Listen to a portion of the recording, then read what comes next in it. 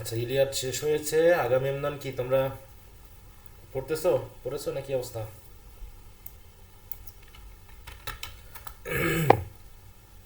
জি sir চলতেছে পড়া sir. আচ্ছা, আজকে আমরা ওই যে মেটাফিজিক্যাল পয়েন্টস ওটা পড়বো। এটা পড়তে পড়তে আরো যদি দু একদিন সময় লাগে একটু পড়ে নিবা, ঠিক আছে? আগামেমননটা।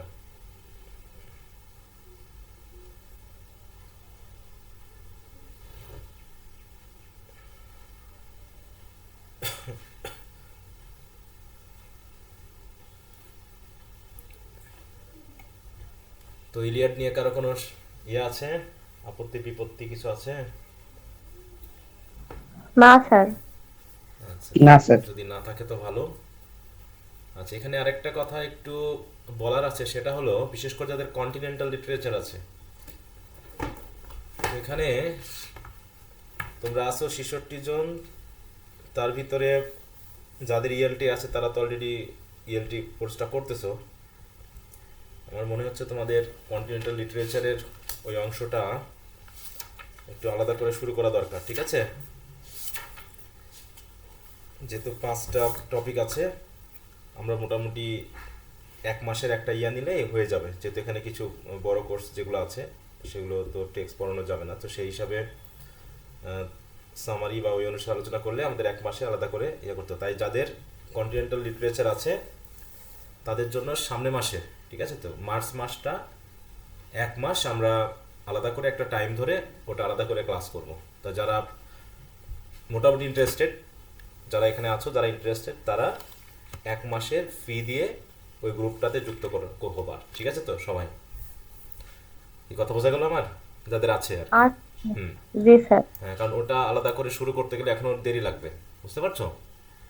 আহ, আমি ভেবেছিলাম যে হয়তো ইএলটি শেষ করে ওটা করতে পারবো, কিন্তু ইএলটি আমাদের যে চ্যাপ্টার পর্যন্ত গেছে এখনো মোটামুটি 9টা চ্যাপ্টার আছে। যদিও চ্যাপ্টারগুলোতে আলোচনার ইয়া খুব ইজি, তারপরেও সমস্যা না। যেহেতু তোমাদের ফর্ম ফিল আপের ডেট টেট দিয়েছে, তাই মনে হচ্ছে যে কন্টিনেন্টাল লিটারেচারটা যদি আমরা আলাদা করে একটা সময় নিয়ে, ঠিক আছে, ওটা শুরু করি, বিকালে হোক বা যে টাইমে হোক একটা টাইম দিয়ে ওটা আলোচনা 1 মাসের মধ্যে শেষ করে দিলে ভালো হবে। তো এই জন্য বললাম, যাদের ইন্টারেস্ট আছে বা পড়তে চাও তারা একটু বলো, দেখি কয়জন পড়তে চাও, আর যদি দরকার না হয় তাহলে দরকারও নাই, বুঝতে পেরেছো? হুম, তো যেটা সুবিধা। তো যেহেতু আমাদের এটা পড়তেই হবে, তো ওটা আলাদা করেই করতে হবে, কারণ এই গ্রুপে তো আর ওইভাবে সুযোগ নাই, কারণ অনেকে টিএলটি আছে, এটা ওইভাবে তো দিতে গেলে দেখছো ওটা এটা মিলে আগাতে গেলে অনেক এটা একটু পিছিয়ে যেতে হবে। ওকে, তো এই জন্য তোমরা মেসেজ দিয়ে যোগাযোগ করবা, ঠিক আছে? আগামী মাসের 1 তারিখ থেকে আমরা শুরু করব। টাইমটা হয়তো যেহেতু রোজার মাসে ইয়া হবে, বিকালে একটা টাইম দিব, ঠিক আছে? তা না হলে সকালে ব্যাচ অন্যান্য ব্যাচের সাথে মিলাই হবে না, ওটার জন্য বিকালে একটা টাইম আমরা ঠিক করব। আচ্ছা, তো ঠিক আছে, আমরা তাহলে মেটাফিজিক্যাল পয়েন্টস ওটাতে চলে যায় আলোচনায়। আর তোমাদের ইয়ং গুডম্যান আমি এটা ইয়া করেছি, প্রশ্ন উত্তরগুলো ইয়া করে দিচ্ছি প্রত্যেকটা কোর্সের জন্য, দুটা দুটা করে দিয়ে আবার এভাবে দিব, ঠিক আছে? একটা একদম শেষ করবো না। যেমন ওদিকে আমরা আমেরিকান পোয়েট্রির 2টা রাইটারের দিয়েছি, ইমিলি ডিকেনসন এবং ওয়াল্ট হুইটম্যানের। তারপরে আমেরিকান যে লিটারেচার ফিকশন অ্যান্ড ড্রামা, এটা গুডম্যান ব্রাউন দেওয়া হয়েছে। এখন দ্য হেয়ারি এফেরটা নিয়ে ইয়া করছি, রেডি করতেছি, ওটা দিয়ে দিব। তারপরে এর ভিতরে রেডি করতে করতে ওদিকে ইলিয়াডটা করব, আর ওর ভিতরে নিশ্চয়ই মেটাফিজিক্যাল পোয়েট্রি পর আমরা আগামী ইমদানটা রেডি করে ফেলবো, তাহলে এই দুটো হয়ে যাবে। এইভাবে করে দুটো দুটো করে দিয়ে তারপরে আবার শেষে সবগুলো শেষ করতে করতে যাবো, তা নাহলে তোমাদের একটা একটা করতে গেলে মনে হচ্ছে যেন বাকিগুলো তোমরা টেনশনে আছো, ঠিক আছে? এই জন্য এইভাবে দুটো দুটো করে দিয়ে শেষ করব। আচ্ছা স্যার। তাই দিয়ে দিচ্ছি, ওগুলো একটু পরে নিবা।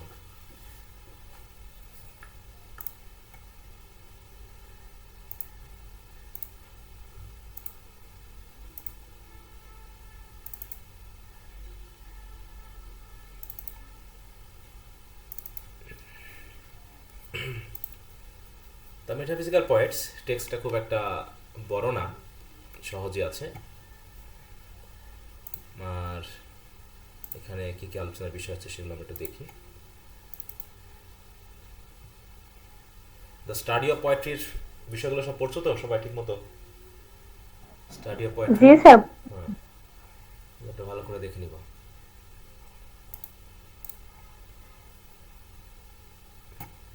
আমরা টিএস ইলিয়টের কোনো টেক্সট পড়েছি ফোর্থ ইয়ারে? আর কোনো?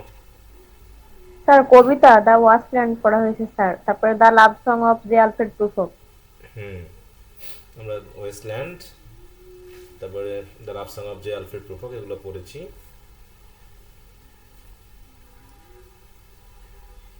এখন আমরা টিএস ইলিয়টের একটা ক্রিটিক্যাল রাইটিং পড়তেছি, মেটাফিজিক্যাল পয়েটস। আমরা কাউলি পড়েছিলাম, মনে আছে? কাউলিতে মেটাফিজিক্যাল জি স্যার। পয়েন্টদেরকে কি করা হয়েছিল? দ্য লাইফ অফ কাউলিতে মেটাফিজিক্যাল স্যার পয়েন্টদেরকে ওদের কি, ক্রিটিসাইজ করা হয়েছিল। হ্যাঁ, ওখানে ক্রিটিসাইজ করা হয়েছিল। কিন্তু এখানে আমরা তার বিপরীত দেখবো, এটা একটা ডিবেট মনে করো। হ্যাঁ, কাউলি তার মতামত দিয়ে গেছে, ঠিক আছে তো? এখন টিএস ইলিয়ট তার মতামত দিবেন। তো এখানে কি নিয়ে আলোচনা হয়েছে আমরা একটু আগে ব্যাকগ্রাউন্ড অ্যানালাইসিসটা একটু দেখি, তাহলে আমাদের বুঝতে সুবিধা হবে, পড়তে সুবিধা হবে। দেখো এখানে বলা হচ্ছে, ইন দিস এসে এলিয়ট রি ইভ্যালুয়েটস, মানে পুনরায় তিনি ইভ্যালুয়েট করছেন। কাউলি করেছে, অনেকেই করেছে, ইনি কি করতে পারেন? The 7th century metaphysical poets argues for their greatness. দেখো, আর্গুস ফর, এগেইনস্ট না কিন্তু। তাহলে হি টেক্স, আমরা যদি ডিবেট করতাম তাহলে তিনি কি নিতেন বলো? পক্ষে না বিপক্ষে মেটাফিজিক্যাল পয়েন্টদের? স্যার পক্ষে। স্যার পক্ষে। পক্ষে, তাই তো? হ্যাঁ, তাহলে বলছে argues for their greatness at a time when they were largely neglected and misunderstood. The essay is not merely a study of earlier poets. It is a reflection of Eliot's own critical principle. মানে কোন নীতিবোধ নিয়ে তিনি তাদেরকে criticise করেছেন বা evaluate করেছেন। His reaction against romanticism, তিনি আবার রোমান্টিসিজমের বিরুদ্ধে রিয়াকশন নিয়েছেন। যেখানে আমরা দেখেছিলাম জনসন কি করেছিলেন, রোমান্টিসিজমের পক্ষে, কিন্তু মেটাফিজিক্যাল পোয়েট্রিদের বিপক্ষে অবস্থান নিয়েছিলেন। কিন্তু এখানে তার উল্টা করছেন তিনি। And is attempt to redefined the standard of modern poetry, এবং তিনি মডার্ন পোয়েট্রির একটা স্ট্যান্ডার্ডকে তিনি পুনরায় সংজ্ঞায়িত করেছেন বা দেখিয়ে দিয়ে গেছেন যে এরকমটা হওয়া দরকার। সুতরাং to understand the background of writing the metaphysical poets, one must consider the literary climate of the early 20th century. যে 20th সেঞ্চুরির ইয়াটা কেমন ছিল আমরা জানি, অনেক বিষয় আমরা অনেক বৈশিষ্ট্য অলরেডি পড়েছি মডার্ন পোয়েট্রি, তাই না? এখানে এলিয়েনেশন, ডিসইন্টিগ্রেশন, তাই তো? তার এরকম মডার্নিজম থেকে শুরু করে অনেকগুলো থিওরি আমরা পেয়েছি। তো এলিয়টস personal intellectual development, the influence of modernism and his theory of dissociation of sensibility, এটা আমরা পড়বো, ডিসোসিয়েশন অফ সেন্সিবিলিটি কি জিনিস, and is large the critical project of restoring tradition and discipline to English literature. অতএব তিনি চাচ্ছেন যে কিভাবে এটাকে পুনরায় মানে একটা নির্দিষ্ট ট্রেডিশনের মধ্যে আনা যায়, ধরে রাখা যায়, প্রজেক্ট করছেন। তো আমরা প্রথমে একটু দেখে নিই আর্লি 20th সেঞ্চুরির লিটারি ক্লাইমেটটা কেমন ছিল। আর্লি 20th সেঞ্চুরি বলতে আমরা কোন সময়টাকে বুঝতেছি বলো তো? Early sir 20th, modern. Early 20th century মানে 1901 সাল থেকে, তাই তো?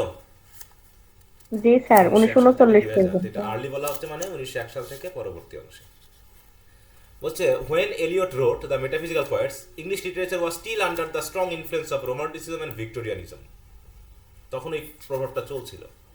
Poets such as Wordsworth, Shelley, Keats and Tennyson had emphasized emotion, imagination and personal expression.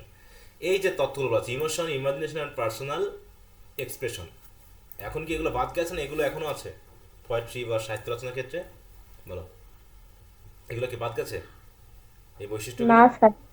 না স্যার। এগুলো এখনো নিশ্চয়ই চলছে, তাই না?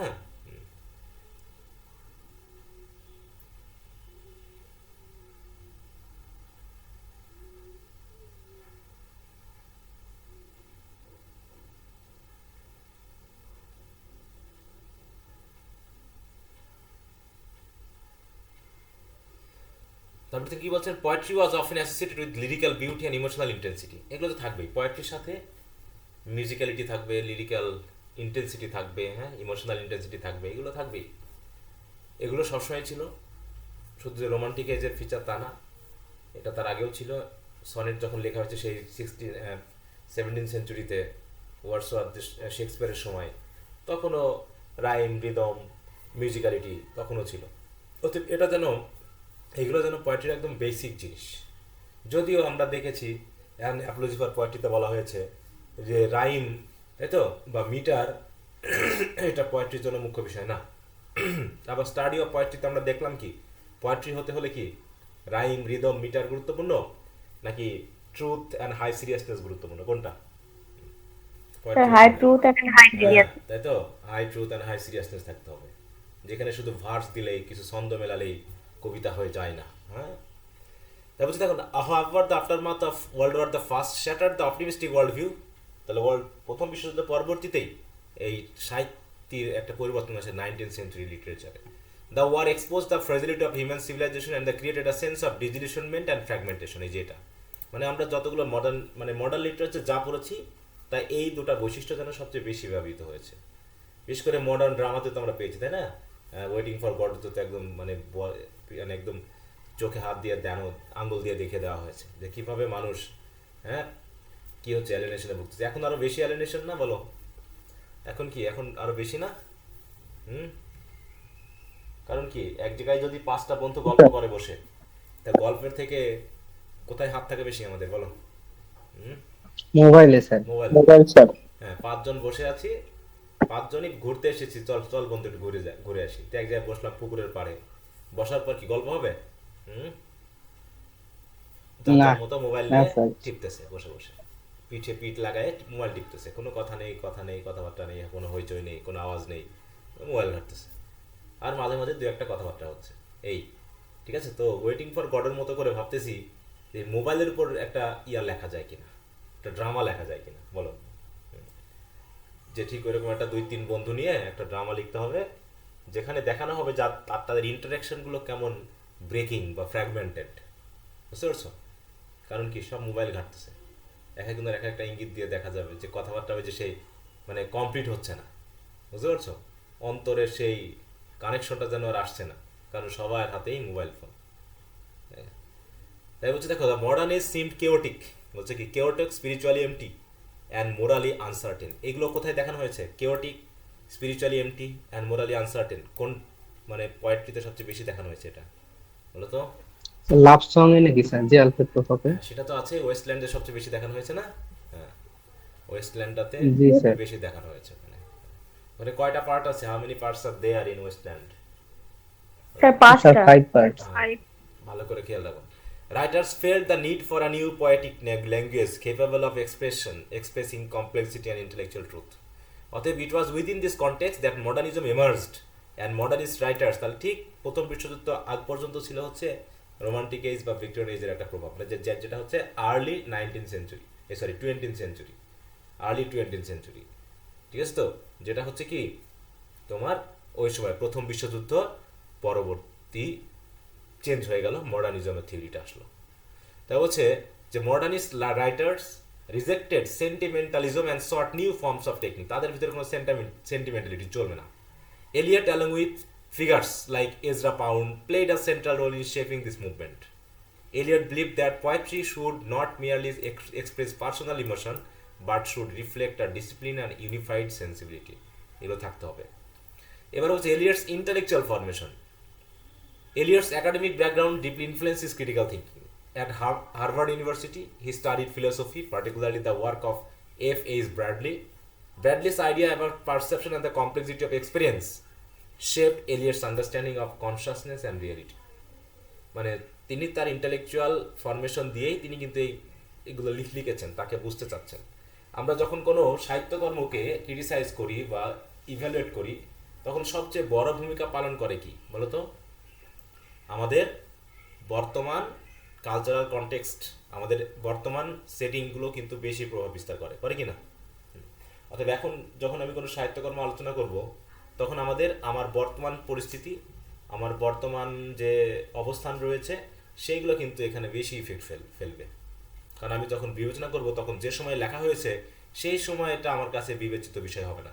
আমার বিবেচিত বিষয় হবে আমি কোন সময়ে বর্তমানে আছি, এখানকার কালচারাল অবস্থা কি, রিলিজিয়াস অবস্থা কি, পলিটিক্যাল অবস্থা কি, সেটা বিবেচনা করব যখন, তখন অটোমেটিক আজ থেকে 400 বছরের রাইটিং পড়তে গেলেও আমার আলোচনার বিষয় আসবে আমার এই বর্তমান বিষয়গুলো, সেগুলোকে আমি খোঁজার চেষ্টা করব, সেগুলো দিয়ে আমি মেলানোর চেষ্টা করব।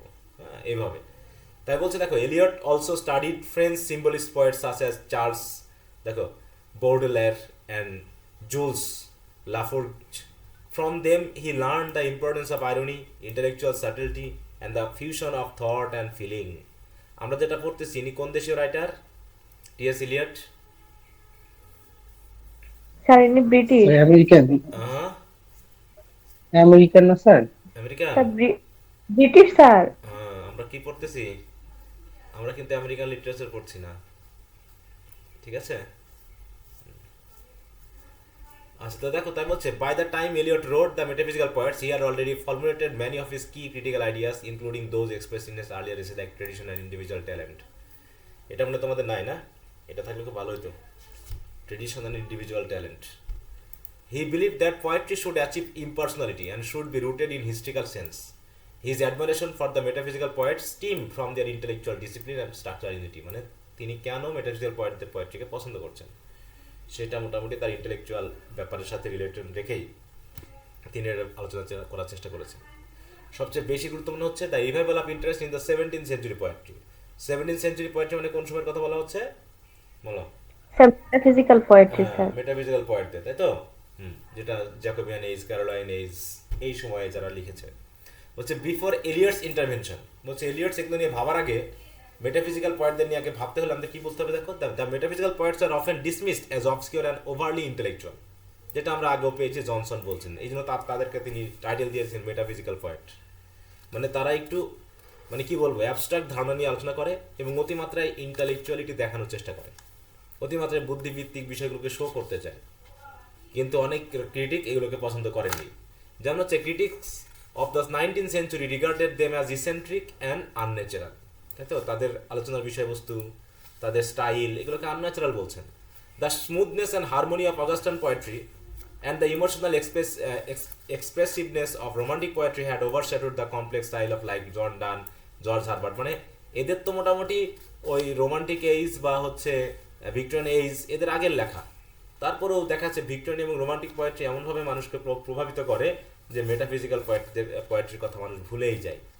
তাই বলছে তাদেরকে অবস্কিওর করে দিয়েছিল। মানে কি, কোনো যদি এরকমটা হয় যে তুমি একটা পোশাক কিনেছো, তুমি পোশাক কিনেছো যখন, তখন তুমি দোকানে গিয়েছিলা, দোকানে গিয়ে তুমি চেক করতেছো, প্রথম দোকানে গিয়ে প্রথম যে শার্টটা তুমি চেক করলা, তাতে দেখাচ্ছে যে পছন্দ অপছন্দের ব্যাপারটা তুমি দ্বিধাতে আছো, এটা পছন্দ করব নাকি করব না, এটা কিনবো নাকি ওটা কিনবো, এরকম একটা ব্যাপার। কিন্তু পরবর্তীতে যখন তিনি কি করছেন, যে তুমি মনে করে এরকম করলা যে আচ্ছা আরেকটা দোকানে গিয়ে দেখি, তখন তুমি আরেকটা দোকানে গিয়ে দেখলা, দেখার পর ওটাও তুমি একটু দ্বিধাতে আছো, তারপর তুমি একটা থার্ড একটা দোকানে গেলা, সেখানে একটা পোশাক বার করলো যেটা বাকিগুলোর থেকে সবচেয়ে ভালো, বাকি যে দুটো আগে দেখলা সেগুলোর চেয়ে ভালো, তাহলে কি অবস্থা হবে? তুমি কি আগে দুটোর কথা ভাববা নাকি ওটাই নিয়ে নিবা বলো?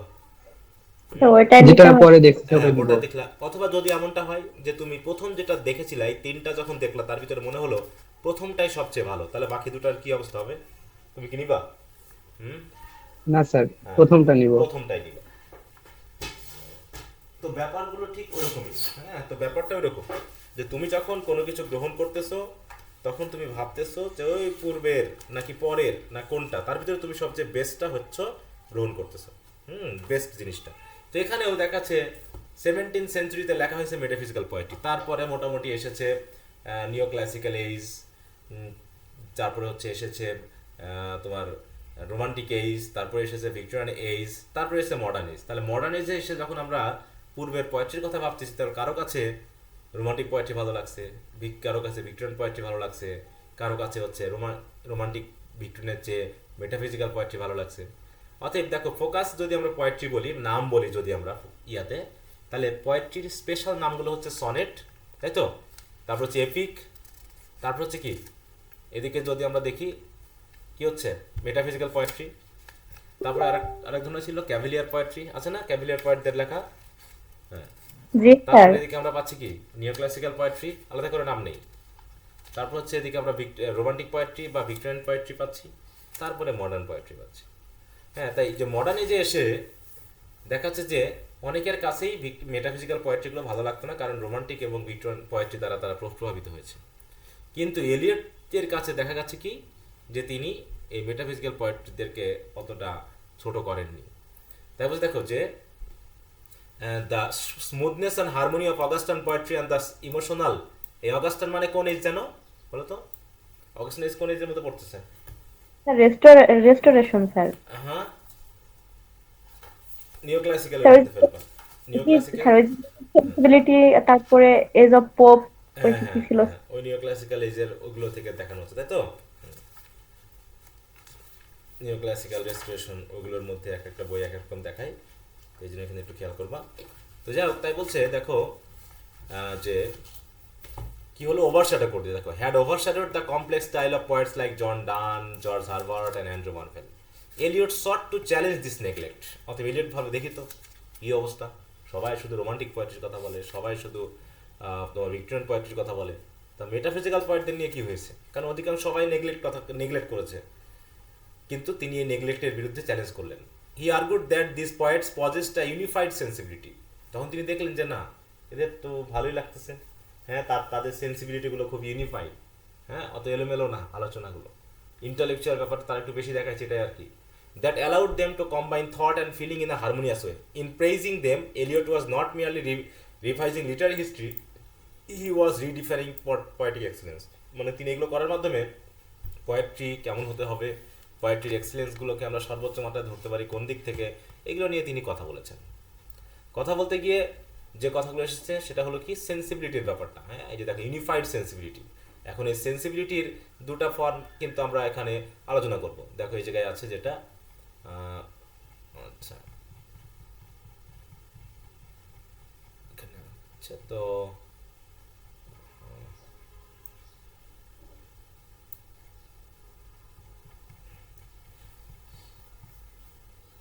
কি ব্যাপার,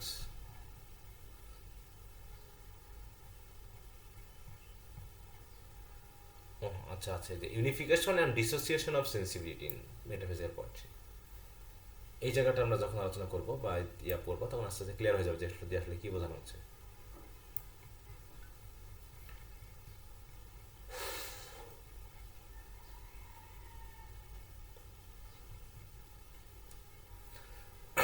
আচ্ছা, তাই বলছে কি, possessed a unified sensibility that allowed them to combine thought ইত্যাদি ইত্যাদি।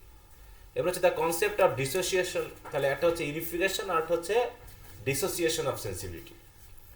তাহলে ডিসোসিয়েশনটা কি বলছে, he argued that in 17th century poets like Donne could think and feel simultaneously।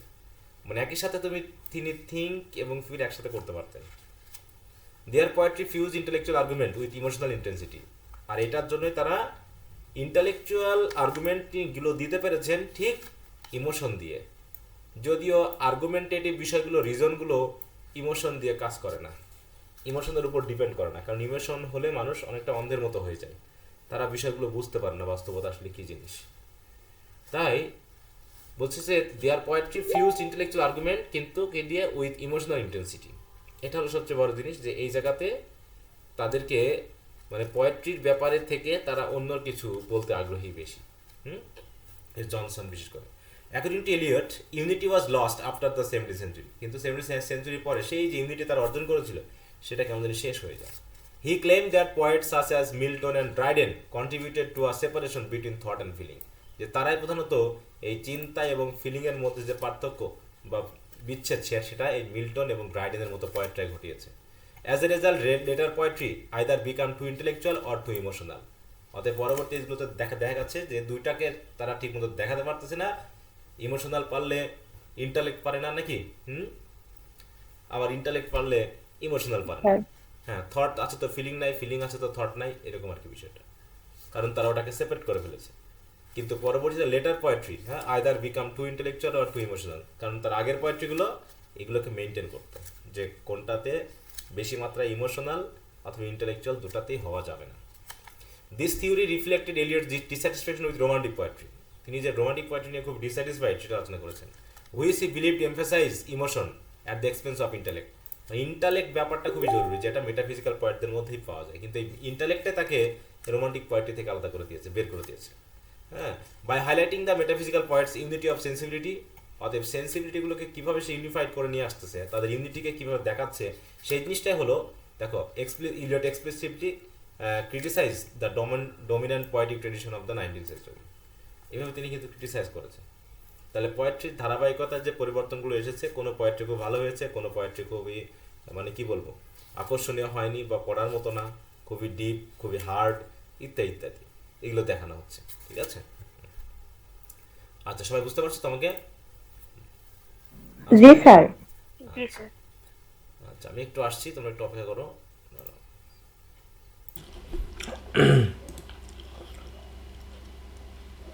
সবাই কি শুনতে পাচ্ছ? জি স্যার। জি স্যার। আচ্ছা, তাহলে এখানে যেটা দেখানো হচ্ছে যে তিনি কি করেছেন, মেটাফিজিক্যাল পয়েন্টদের পক্ষে কথা বলেছেন এবং কি বলছে, this theory reflected Eliot's dissatisfaction with romantic poetry which he believed emphasize emotion at the expense of intellect. হ্যাঁ, তারা ইন্টেলেক্ট বাদ দিয়ে ইমোশনকে বেশি গুরুত্ব দিয়েছেন, কারণ হাই ইমোশন বলতেছে নাকি, হাই ইমাজিনেশন। তার বলছে, by highlighting the metaphysical points unity of sensibility Eliot implicitly criticize the dominant poetic tradition of the 19th century. মানে একটা এক ধরনের ডিবেটিং এখানে হয়েছে, মডার্নিজম এবং হচ্ছে রিয়াকশন এগেনস্ট রোমান্টিসিজম। দেখো, the writing of metaphysical points must be understood within the broader framework of modernism. কারণ তিনি কেন রোমান্টিক পোয়েট্রিকে গুরুত্ব না দিয়ে তিনি মেটাফিজিক্যাল কেন গুরুত্ব দিলেন? কারণ মডার্ন এজ হচ্ছে যুক্তির এজ নাকি, হ্যাঁ, দ্য এজ অফ রিজন, তাই তো, দ্য এজ অফ রিয়েলিজম যেটা বলা হচ্ছে, রিয়েলিজম। এখানে ইমাজিনেশনের কোনো জায়গা নেই। এখনকার মানুষ কি বেশি ইমোশনাল বলো? ইমোশনাল বেশি নাকি? না স্যার। এখনকার মানুষ অনেক বেশি বাস্তববাদী। ঠিক আছে, অতএব আগে বিয়ে শাদিতে প্রেমে ইমোশন বেশি কাজ করতো, এখন কি কাজ করে বেশি? যুক্তি নাকি, যাকে বিয়ে করলে আমার লাভ হবে তাকে মানুষ বিয়ে করে নাকি? হ্যাঁ, তাই বুঝে দেখো যে modernist writers sought to represent the complexity of modern life through fragmentation, irony and multiple perspective. Eliot's own poetry, especially the Wasteland যেটা, সেখানে কি হয়েছে, reflect this complexity. Eliot found in the metaphysical poets a precedent for modern poetic techniques. মানে তিনি তাহলে বলতে চাচ্ছেন যে মডার্ন পোয়েট্রির যে শুরুটা, যেমন আমরা রোমান্টিক পোয়েট্রির শুরুটা বলতে পারি যে 17th সেঞ্চুরি বা শেক্সপিয়ারের সময় বা ওই সময় এলিজাবেথের যে শুরু হয়েছে। আর মডার্ন এইজ বলতে তিনি মনে করতেছেন কি, তারা ওই যুক্তিবাদী ইন্টালেক্ট এইগুলোকে তারা খুঁজে পেয়েছে হচ্ছে, মানে তিনি খুঁজে পেয়েছেন মেটাফিজিক্যাল পয়েন্টদের মধ্যে। অর্থাৎ তিনি বলতে চাচ্ছেন যে মডার্ন পোয়েটিক টেকনিকের প্রেসিডেন্ট বা শুরুটা হচ্ছে এই metaphysical poetry. This use of startling metaphors, বিশেষ করে হ্যাঁ মেটাফোর্স, তারপর paradox, intellectual argument like concept ইত্যাদি ইত্যাদি, resonate with his own artistic goals, যেগুলো তিনি তার ওয়েস্টল্যান্ড সহ অন্যান্য কবিতা দিয়েছেন। By elevating their status Eliot was legitimising the modernist approach. সুতরাং thus the essay serve both a historical analysis and a manifesto for modern poetry. তার মানে তিনি মেটাফিজিক্যাল পয়েন্টদের নিয়ে কথা বলতে বলতে আসলে আলটিমেটলি তিনি মডার্ন পোয়েট্রির বিষয়গুলোকেই তুলে ধরার চেষ্টা করেছেন। It bridges the 17th century and 20th century, suggesting continuity rather than rupture. তার মানে আমরা যদি বলি যে এলিজাবেথান এইজে ছিল রোমান্টিক, তারপরে আসলে হচ্ছে ক্যারোলাইন এইজ বা জ্যাকোবিয়ান এইজ, এই সময় পেলাম আমরা মেটাফিজিক্যাল পোয়েট্রি। তারপরে আসলে হচ্ছে নিও ক্লাসিক্যাল, তারপর হচ্ছে রোমান্টিক, ভিক্টোরিয়ান, এইগুলোকে পছন্দ না করে তিনি মডার্নের সাথে একবারে লিঙ্ক লাগানেন মেটাফিজিক্যাল পোয়েট্রির সাথে। আমরা যখন হিস্ট্রি পড়েছি তখন আমরা এটাই দেখেছি যে এক এইজের মানুষ তার আগের এইজের ফিচারগুলোকে পছন্দ করে না, নতুন ফিচার শুরু করে, অথবা তার থেকে পূর্ববর্তী এইজের বা তার আগের এইজের ফিচারগুলোকে তারা ফলো করার চেষ্টা করেছে। মানুষ প্রধানত তার কাছের মানুষকে খুব একটা পছন্দ করে না, তাই না? মানে কাছে মানে জীবনের বাস্তবতার ক্ষেত্রেও দেখা যায় যে তুমি হয়তো একজন ছেলে হিসাবে তোমার এক বান্ধবী আছে বা একটা মেয়ে হিসাবে তোমার বন্ধু আছে, তুমি কিন্তু এদেরকে খেয়াল করছো না বা তুমি গুরুত্ব দিচ্ছ না। তুমি গুরুত্ব দিচ্ছ কাকে? ওই দূরের কেউ, সে তোমার বর্তমান বন্ধুর থেকে ভালো হোক অথবা মন্দ হোক, ঠিক আছে, সে মানে ভালো হোক বা মন্দ, মানে অধিকাংশ ক্ষেত্রে যদি মন্দও হয় তাও তোমার এই দূরের মানুষকে পছন্দ হবে, কাছের মানুষকে তোমার ভালো লাগবে না, খ্যাত মনে হবে। কিন্তু তোমার এই কাছের মানুষটাকে আবার অন্য একজন ঠিকই পছন্দ করছে না ব্যাপারটা? জি যে কাজ স্যার। অন্য জি একজন, স্যার। এরকম ব্যাপারটা মানে সবসময় দূরের কিছুকে আমরা গুরুত্ব দিই, কাছের জিনিসগুলোকে আমরা সবসময় এড়িয়ে যাই। তো এটা ওই পোয়েট্রির ক্ষেত্রে হয়েছে, দেখা যাচ্ছে এক এজ তার পরবর্তী এজের বিষয়গুলোকে এই বিরুদ্ধে রিয়াকশন দিচ্ছে। হ্যাঁ,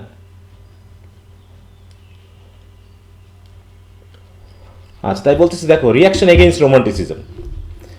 Eliot's admiration for the metaphysical poets was partly a reaction against romanticism. He believed that romantic poetry encouraged self-indulgence and excessive subjectivity.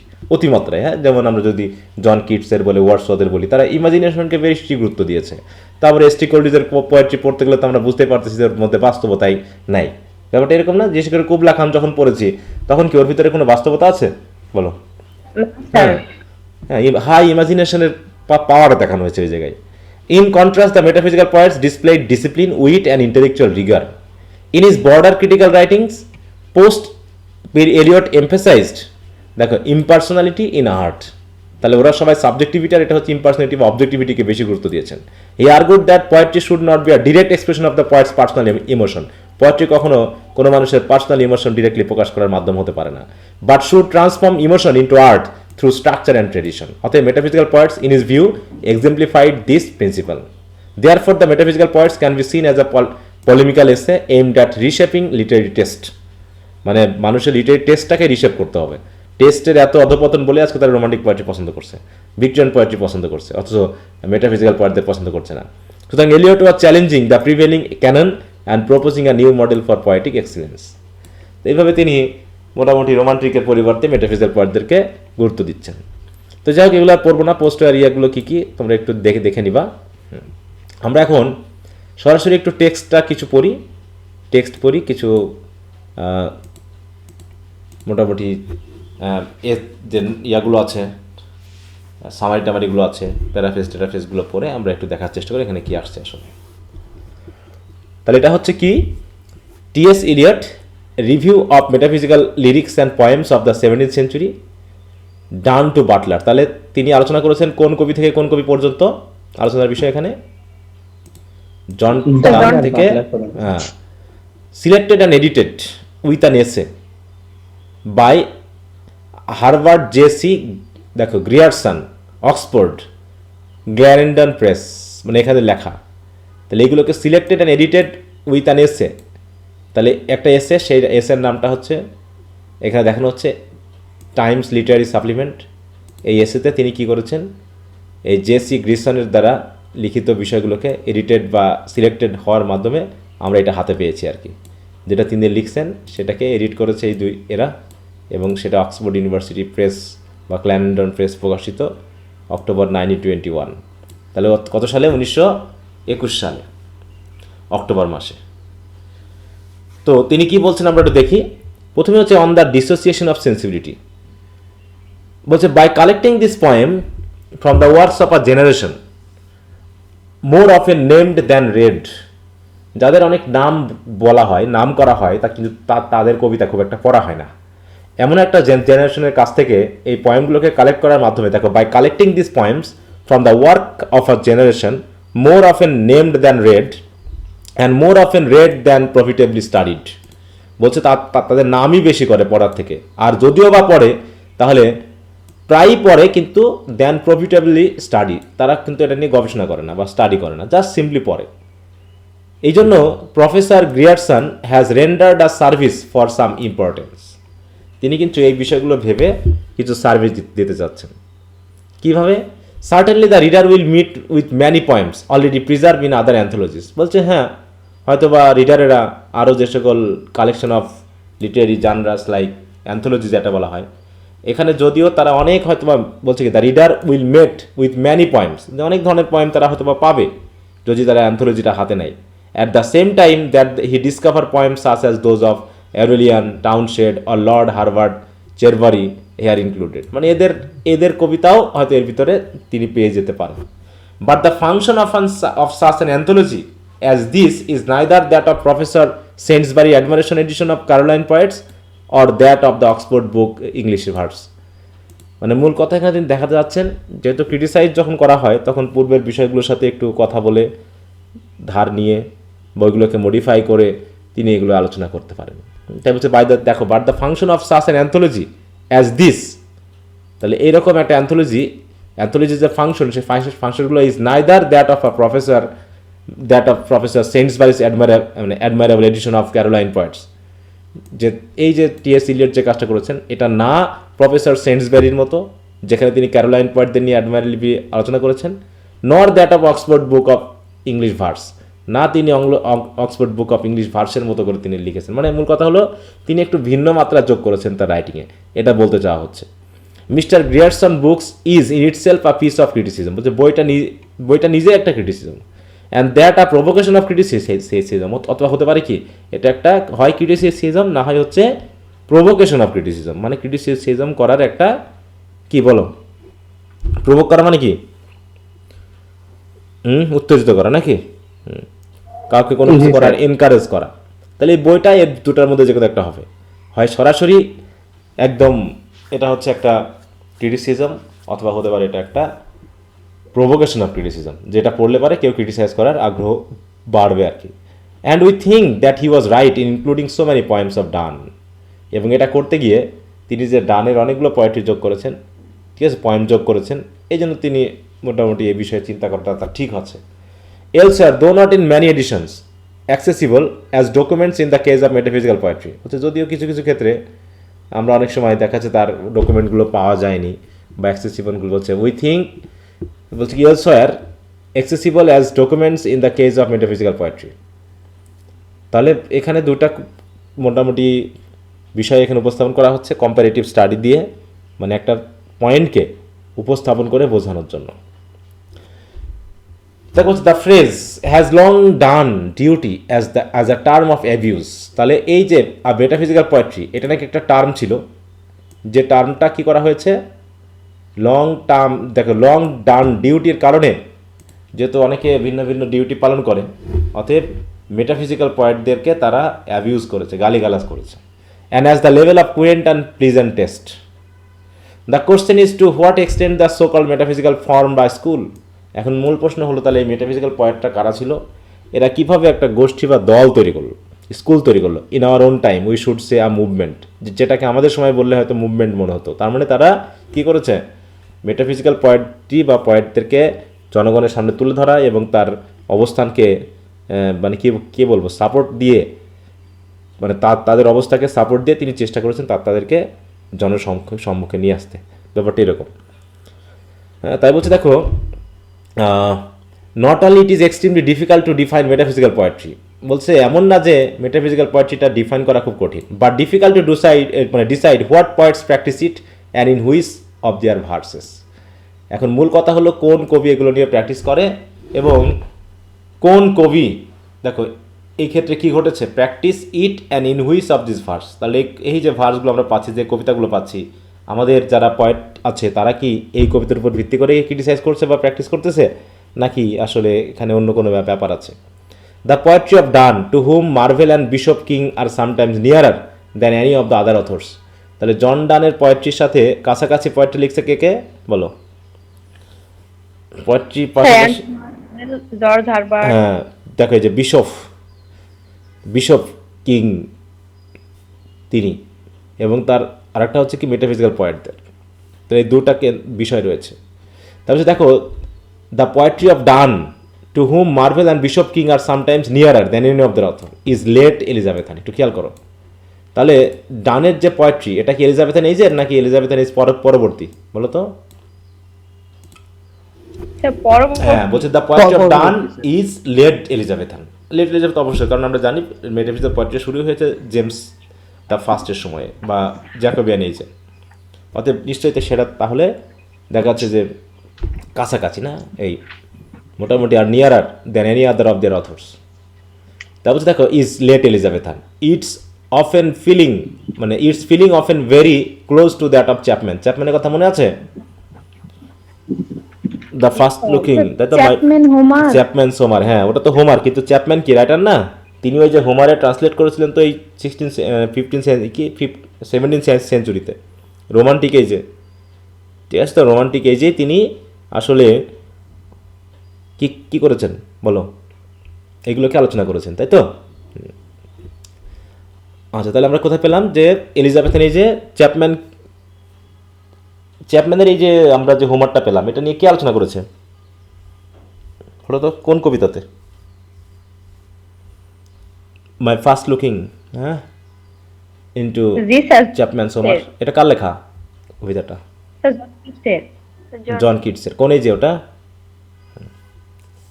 Sir John Keats romantic age ছিল। হ্যাঁ, রোমান্টিক এজে। কিন্তু চ্যাপম্যান লিখছেন কোন সময়ে, কোন এজে? ওটা ট্রান্সলেট করেছেন কোন এজে? এলিজাবেথান এজে। তাই সেটাই বলা হচ্ছে। এছাড়া দেখো, the courtly poetry is derived from Jonson, who borrowed liberally from the Latin. মানে এখানে সব এইজেরই কবিতার কথা আসবে মোটামুটি, এসে মেটাফিজিক্যাল পয়েন্টদেরকে একটু তিনি করতে বলছে ল্যাটিন দিয়ে। It expires in the next century. তাহলে borrowed liberally from the Latin, মানে ফ্রম দ্য ল্যাটিন কে? জনসন। কিন্তু এটা পরবর্তী বছরে আর কাজ করে না, কারণ with the sentiment and witticism of Prior there is finally the devotional verse of Herbert, Vaughan and Crashaw. এরা কী ধরনের কবি? Herbert, George Herbert, Henry Vaughan, হ্যাঁ বলো, মেটাফিজিক্যাল মেটাফিজিক্যাল পয়েন্ট, তো হ্যাঁ। এবং যাদের নিয়ে অনেকেই পরবর্তীতে আলোচনা করে, দেখো, echoed long after by Christina Rossetti and Francis Thompson. Crashaw sometimes আর more profound and less sectarian than the others, has the quality which returns through the Elizabethan period to the early Italians. তার মানে তার এমন quality আছে যেটা ফিরে আসছে, returns to the Elizabethan period to the early Italian, তাই তো? সেই কোয়ালিটিটা সেক্টেরিয়ান বলছে, sometimes more profound and less sectarian than the others, has a quality. তাহলে এই ক্রসর এমন একটা কোয়ালিটি আছে যে কোয়ালিটিটা returns to the Elizabethan period to the early ইটালিয়ানস।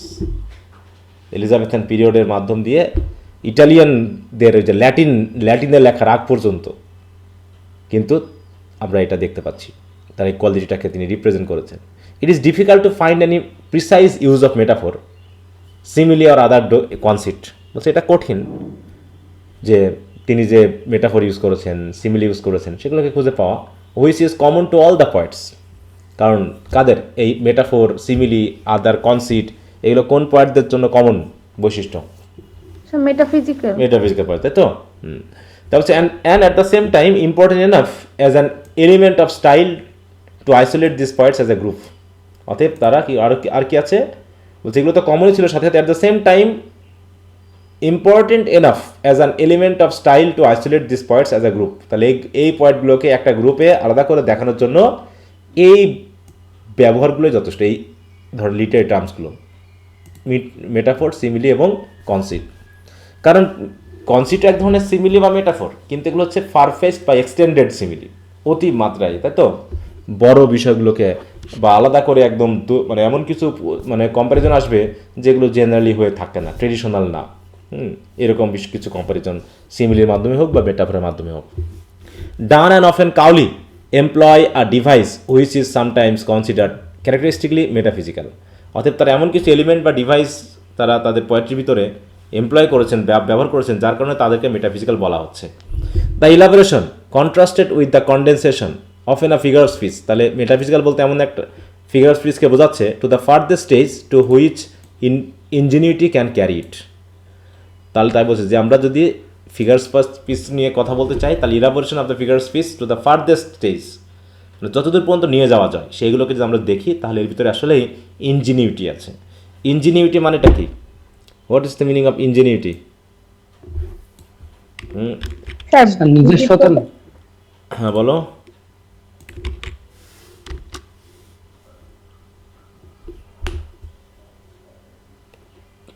Engineer যে এটা হচ্ছে ক্রিয়েটিভিটি, আমরা যেটা বলতে পারি, এখানের সাথে আমরা ক্রিয়েটিভিটির কথাটা অ্যাড করতে পারি।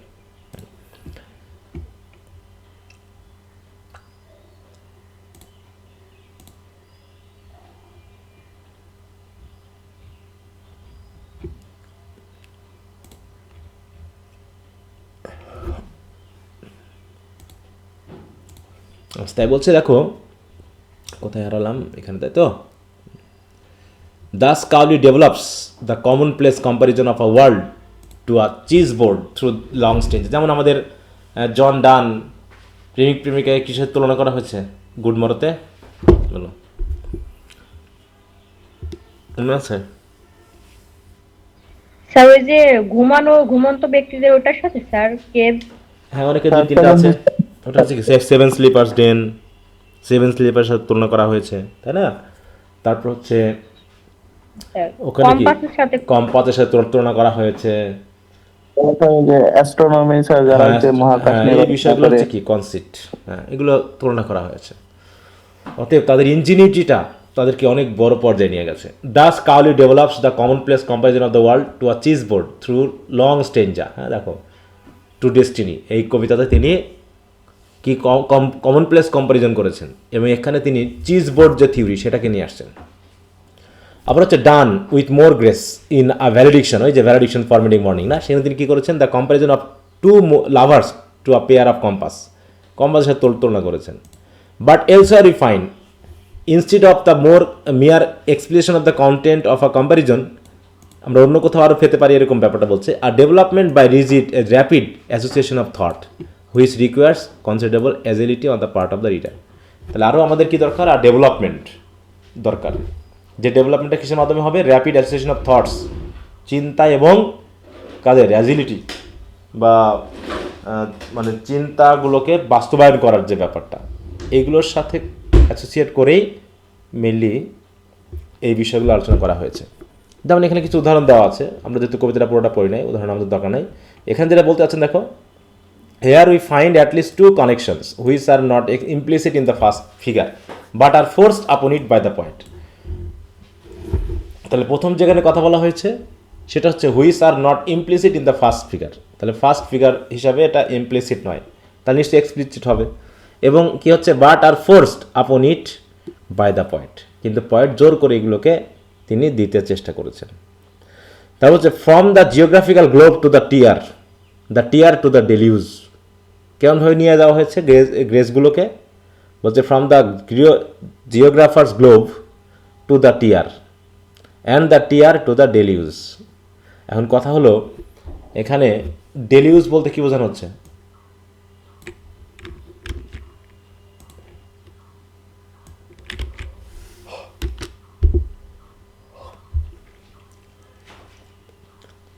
আচ্ছা এখানে আমরা একটু উন্নত অর্থে আসি। দেখো এই যে a great quantity of something arriving at the same time. হঠাৎ করে বন্যা হলে যেমন হয় না, হঠাৎ করে দেখা যাচ্ছে বিশেষ করে বৃষ্টির পানির বন্যা, আর হচ্ছে কোনো একটা বাঁধ ভেঙে গেছে আমাদের যারা উপরে বসবাস করছে দেশে, হ্যাঁ আমাদের উপরের দিকে একটা বাঁধ যদি ভেঙে যায় তাহলে কাদের ক্ষতি হবে? মনে করো ভারত বাদ দিয়ে রাখছে, স্যার সে ক্ষতিটা কাদের দ্বারা হবে? বাংলাদেশের হবে নাকি? বাদ যদি উঠায় নাই হবে না? জি স্যার। জি স্যার।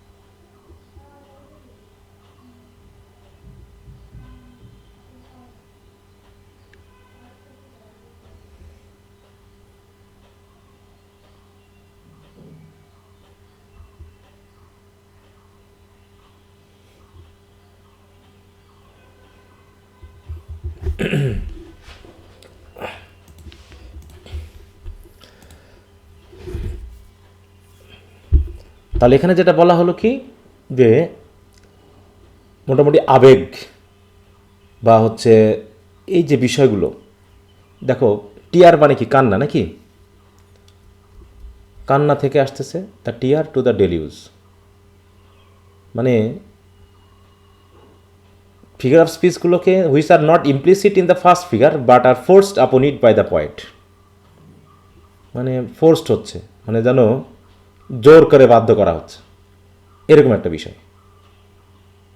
হ্যাঁ, তাই বলছে from the geographer's globe to the fair a tear and tears to the deluge. On the other hand, some of Donne's most successful and characteristic effects are secured by brief words and sudden contrast. মানে মূল কথা হলো তিনি যে তথ্যগুলো দিতে যাচ্ছেন সেগুলো যে কম্প্যারিজনগুলো হচ্ছে সেই কম্প্যারিজনগুলো মোটামুটি ইমপ্লিসিট না বরং এক্সপ্লিসিট। এক্সপ্লিসিট মানে হচ্ছে মানে আমাদের যে বিষয়টা তিনি কম্পারেটিভলি তুলে ধরতে চাচ্ছেন সেটা আমাদের মধ্যে কিন্তু একদম ক্লিয়ারলি তিনি বলতে চাচ্ছেন। যেমন হচ্ছে কম্পাসের যে বিষয়টা, ওটাকে কি তিনি শুধু কম্পারিজন করে ছেড়ে দিয়ে দিয়েছেন নাকি ওটাকে নিয়ে তিনি আলোচনা করেছেন? কোনটা বলো তো? যে আমরা কম্পাসের মতো তুমি আর আমি, তাই তো? এইটুকু বলেই কি শেষ করেছে? বা তিনি নিজেকে মাছ হিসাবে তুলনা করেছেন, তাই না? মাছি বা হচ্ছে ওই যে কি জানো ট্যাপার্স, এরকম কিছু বিষয় তো নিজেদেরকে তুলনা করেছেন। করার পর তিনি এগুলো কিন্তু এক্সপ্লিসিটলি বর্ণনা করেছেন যেগুলোকে কী বোঝানো হচ্ছে। তাই এখানে সেটাই বলা হচ্ছে যে some of Donne's most successful and characteristic effects are secured by brief words and sudden contrast. যেমন এখানে একটা উদাহরণ বলা হচ্ছে, দেখো বলছে a bracelet of bright hair about the bone. তাহলে a bracelet of bright hair about the bone, তাহলে অ্যাবাউট দ্য বোন কী বোঝাচ্ছে আর ব্রাইট হেয়ার কী বোঝাচ্ছে? এখানে একটা কম্প্যারিজন এসেছে। বলছে where the most powerful effect is produce by the sudden contrast of association. দুটাকে অ্যাসোসিয়েট করা হয়েছে। দেখো অ্যাসোসিয়েশন অফ সেন্সিবিলিটি, এখানে ব্রাইট হেয়ারকে কার সাথে তুলনা করা হয়েছে, মানে অ্যাসোসিয়েট করা হয়েছে। হ্যাঁ, দেখো ব্রাইট হেয়ার অ্যাবাউট দ্য বোন, এটা দিয়ে কি বোঝানো হচ্ছে যে this telescoping image and multiple association is characteristic of the phrase of some of the dramatists of the period who is done new. তো তার মানে এখানে যে কম্পারিজনগুলো দেওয়া হয়েছে সেই কম্পারিজনগুলোর মাধ্যমে দুইটা কন্ট্রাস্টিং ইফেক্ট, দেখো by the sudden contrast of association, তাহলে দুটা, একটা হেয়ার আর একটা হচ্ছে বোন। তাহলে ব্রেসলেট তোমাকে তুমি একটা পড়ছো, ব্রেসলেট মানে কি আমরা হাতে পরি না যেটা ব্রেসলেট, হ্যাঁ এটা কিসের তৈরি? বলছে a bracelet of bright hair about the bone, তার মানে কি হাড়ের চারিপাশে মানে একটা ব্রাইট হেয়ার জড়িয়ে একটা ব্রেসলেট তৈরি করা হয়েছে, এরকম একটা বিষয় কিন্তু এখানে বোঝাতে চাচ্ছে। কিন্তু এর ভিতর দিয়ে তিনি আরও কী বোঝাতে চাচ্ছেন সেটা হলো সবচেয়ে জরুরি বিষয়, যে তিনি একটা ইমেজারি ক্রিয়েট করছেন। তিনি এগুলোকে আমাদের দিয়ে বোঝাতে চাচ্ছেন, হ্যাঁ, যে এইখানে কি কি এলিমেন্ট আছে এবং সেই এলিমেন্টটা দিয়ে কী বোঝানো হচ্ছে। এখানে কিন্তু একটা মানে বোন বলতে আমার কাঠামোগত বিষয়টাকে সাথে, আমাদের হেয়ার বলতে আমাদের বাহ্যিক যে সৌন্দর্যের ব্যাপারটার সাথে যুক্তকরণ করা হয়েছে, আলাদা করে কানেক্টেড করেছেন।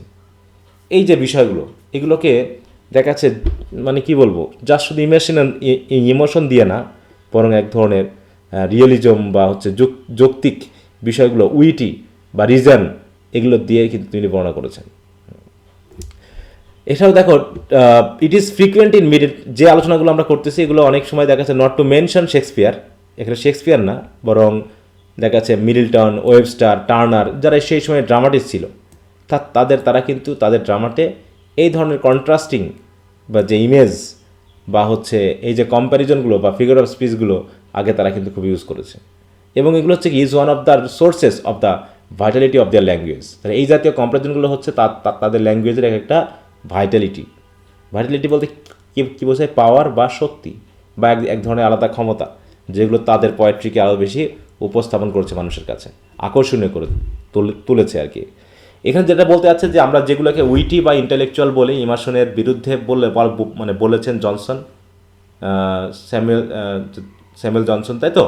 সেইগুলোকে তিনি আবার কি করছেন, আলাদা করে বলতে চাচ্ছেন যে এইগুলোই হয়তো আমাদেরকে বরং শুধু আবেগই না, বরং আমাদের বাস্তব বিষয়গুলোকে তুলে ধরার চেষ্টা করেছেন।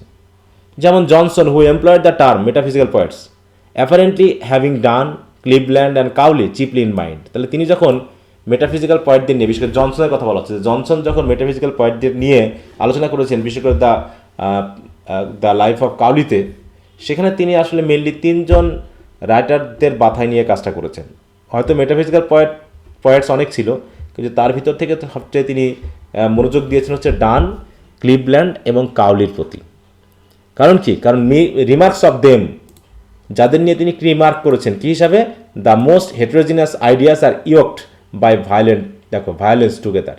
মানে মূল কথা হলো জোর করে ব্যাপারটা এরকম। তিনি বলতে চেয়েছেন কি, যে মেটাফিজিক্যাল পয়েন্টটা জোর করে এলোমেলো চিন্তা ভাবনাগুলোকে, হেটেরোজিনিয়াস মানে কি, যেগুলো মিল না, হোমোজিনিয়াস মানে হচ্ছে একরকম বা সদৃশ্য বা সমমনা বা সমগোত্রীয়, কিন্তু হেটেরোজিনিয়াস মানে হচ্ছে ভিন্ন ভিন্ন মাত্রার, মানে কি বলবো, ভাঙা ভাঙা অনেক কিছু, এইগুলোকে জানা কি করেছে, ইয়ক্ট করা মানে কি, যুক্ত করা, তাই না? যেমন দুটা গরুকে, একটা গরু মনে করো ছোট, আর একটা গরু মনে করো উঁচু বা লম্বা, এই দুটা গরু দিয়ে কি একটা গাড়ি ঠিকমতো চালানো যাবে বলো তো? না স্যার। চালানো যাবে না। তাই বলছে তারা কি করেছে, ওইরকম করে জোর করে ওই দুইটা গরুকে জোর করে যেমন জোয়ালে লাগানো হয়েছে, তেমনি তারা বিভিন্ন আইডিয়াগুলোকে জোর করে এনে কবিতা লিখছে। এই কথাটা বলেছেন হচ্ছে জনসন, কিন্তু এইটাকে আবার টিএস ইলিয়ট সাপোর্ট করছেন না। তিনি কি বলছেন, তিনি কি মনে করছেন, দেখো the force of this impeachment lies in the failure of the conjunction. এটা হচ্ছে জনসনেরই কথা, যে এইভাবে ফোর্স করে যখন তারা যুক্ত করতে গেছে, আসলে এটা কনজাংশনকে ফেল করেছে। The fact that often the ideas are yoked but not united, যে জোর করে আইডিয়াগুলো জোড়া লাগাতে গেলেও মনের মিল হয়নি, বা ওই যুক্তিগুলো বা ওই আলোচনাগুলোকে মিলছে না। And if we are to জাজ of style poetry by their abuse, enough examples may be found in Cleveland to justify Johnson condemnation. যে জনসন যে তাদের নিয়ে দোষারোপ করেছেন, তার যথেষ্ট জাস্টিফিকেশন পাওয়া যাবে বিশেষ করে ক্লিভল্যান্ডের কবিতাতে। সেখানে কি করা হয়েছে, যে তারা জোর করে আইডিয়াগুলোকে একসাথে দেওয়ার চেষ্টা করেছে। তো এটা মানে স্যামুয়েল জনসন মেনে নিতে পারেননি, তাদেরকে তিনি কবি বলতেই নারাজ নাকি, মোটামুটি তাদেরকে তিনি অনেকভাবেই মানে কি ঠাট্টা মশকরা করেছেন। But a degree of heterogeneity of material compelled into unity by the operation of the poet's mind is omnipresent in poetry. We must need select for illustration such as the line. এখানে একটা line দেওয়া হয়েছে, not মানে এখানে ওইরকম কিছু Latin বা এরকম কিছু ইউজ করা হয়েছে, দেখো যে বললাম ল্যাটিনে লেখা। তাই বলছে but a degree of heterogeneity of material, heterogeneity মানে হয়েছে বৈসাদৃশ্য, compelled into unity by the operation of poet's mind is omnipresent in the poetry. তার মানে কবি যে জোর করে এই মানে কি বলবো ম্যাটেরিয়ালগুলোকে, তাই তো আইডিয়াগুলোকে তিনি যে জোর করে একসাথে করতে চেয়েছেন, সেটা কিসের মাধ্যমে বোঝা যাচ্ছে, কম্পেলড ইন্টু দেখো ইউনিটি, সেগুলোকে ইউনিটিতে আনা হয়েছে by the operation of the poet's mind, মানে পয়েটের মনের উপর ভিত্তি করে, মন দিয়ে যুক্তি দিয়ে না, তাই তো এরকম একটা ব্যাপারটা। ইজ অমনিপ্রেসেন্ট ইন পোয়েট্রি, যেগুলো তিনি যে জোর করেছেন এইটা কবিতাতে বোঝা যাচ্ছে। অমনিপ্রেসেন্ট মানে সবসময় অবস্থান, সর্বদা অবস্থান, মানে তিনি যে জোর করেছেন, তিনি যে এই জিনিসগুলোকে মানে অ্যাড করেছেন, এবং এটা যে ভালো মতো হয়নি, এটা জনসন বলতেছেন, যেগুলো যে ভালো মতো হয়নি, এগুলো যে সুন্দর করে মেলেনি, হ্যাঁ, ইউনিটিটা যে জোর করে করা হয়েছে, এগুলো কবিতা পড়লেই বোঝা যায়। মানে কবিতার অমনিপ্রেজেন্ট মানে হচ্ছে কবিতাতে সবসময় বিরাজ করছে, মানে তুমি যখন একটা কবিতা পড়বা, তাদের আইডিয়াগুলোকে যে জোর করে বসানো হয়েছে সেটা তুমি ফিল করবা। এটা জনসনের কথা, যে তিনি এইভাবে তিনি বলতে যাচ্ছেন। We need not select for illustration such a line, বলছে যে এই যে এরকম অসংখ্য লাইন আছে, বলছে এরকম লাইন দিয়ে ইলাস্ট্রেট করার প্রয়োজন মনে হয় না, কারণ আলাদা করে লাইন দিয়ে বোঝানোর চেয়ে, বলছে যে এই জনসন বলতেছেন যে মেটাফিজিক্যাল পয়েন্টদের কোনো একটা কবিতা নিয়ে আপনি পড়েন, দেখবেন আপনি দেখতে পাবেন যে কোথাকার আইডিয়া কীভাবে যে জোর করে ইনক্লুড করা হয়েছে, এখানে অ্যাড করা হয়েছে। হ্যাঁ, কি সবাই লাইনে আছে তো? আচ্ছা, তাহলে জনসন কি করছেন, ওগুলোকে তিনি মানে ক্রিটিসাইজ করছেন।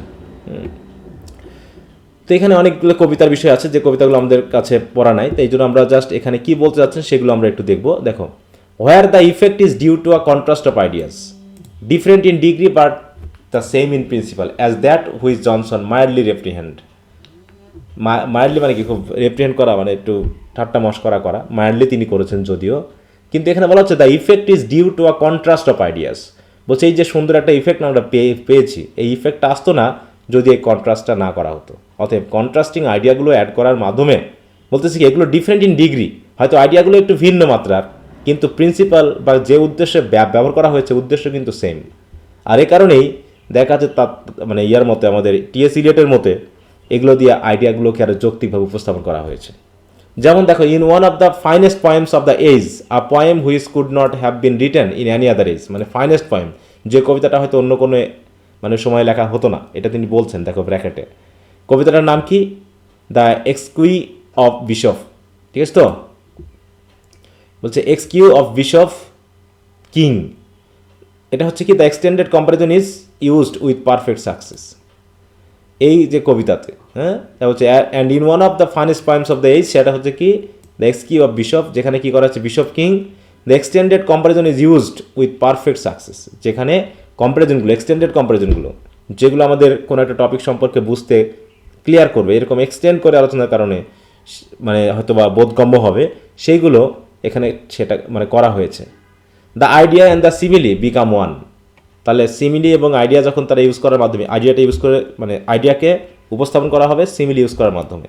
অতএব বলা হচ্ছে যে আইডিয়া এবং সিমিলিগুলো এত সুন্দরভাবে এক হয়ে যায় যে in the passage in which Bishop illustrate his impatience to see his dead wife under the figure of a journey, হ্যাঁ, যেখানে তিনি মানে তার আইডিয়াগুলোকে, মেটাফিজিক্যাল পয়েন্ট তাদের আইডিয়াগুলোকে এমনভাবে উপস্থাপন করবেন যেগুলো মানে খুবই সুন্দর হবে, এটা মেনলি বোঝাতে চেয়েছে আর কি। হ্যাঁ, তো এখানে কিছু বলে যেমন stay for me I will not fail to meet thee in that hollow vale and think not much of my delay I am ready on the way and follow thee with all the speed desire can make or sorrows breed each minute is a short degree.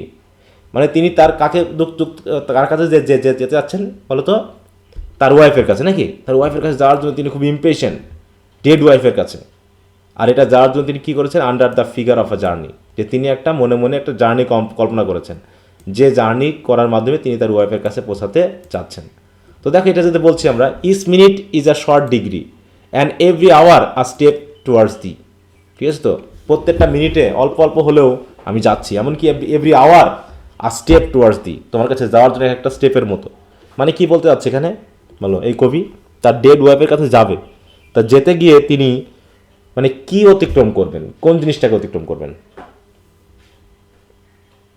দেখো এখানে এক ধরনের comparison, সময়কে, হ্যাঁ, যে যত দিন যাচ্ছে, মনে করো একদিন চলে যাওয়া মানে 1 ঘন্টা চলে যাওয়া মানে একটা সিঁড়ি পার করে দেওয়া, তারপরে খুব শীঘ্রই আমি তোমার কাছে আসতেছি। দেখো কম্পারিজনটা কীভাবে হয়েছে, at night when I betake a rest, আর যখন আমি রাতের বেলায় ঘুমাই, next morning I rise nearer my west of life, আমি জানো আমার লাইফের, আমি প্রতিদিন যখন রাতে ঘুমাতে যাই এবং সকালে যখন ঘুম থেকে উঠি, তখন মনে হয় যেন আমি আমার জীবনের ওয়েস্টে পৌঁছে গেছি। ওয়েস্টে পৌঁছানো মানে কি বলো?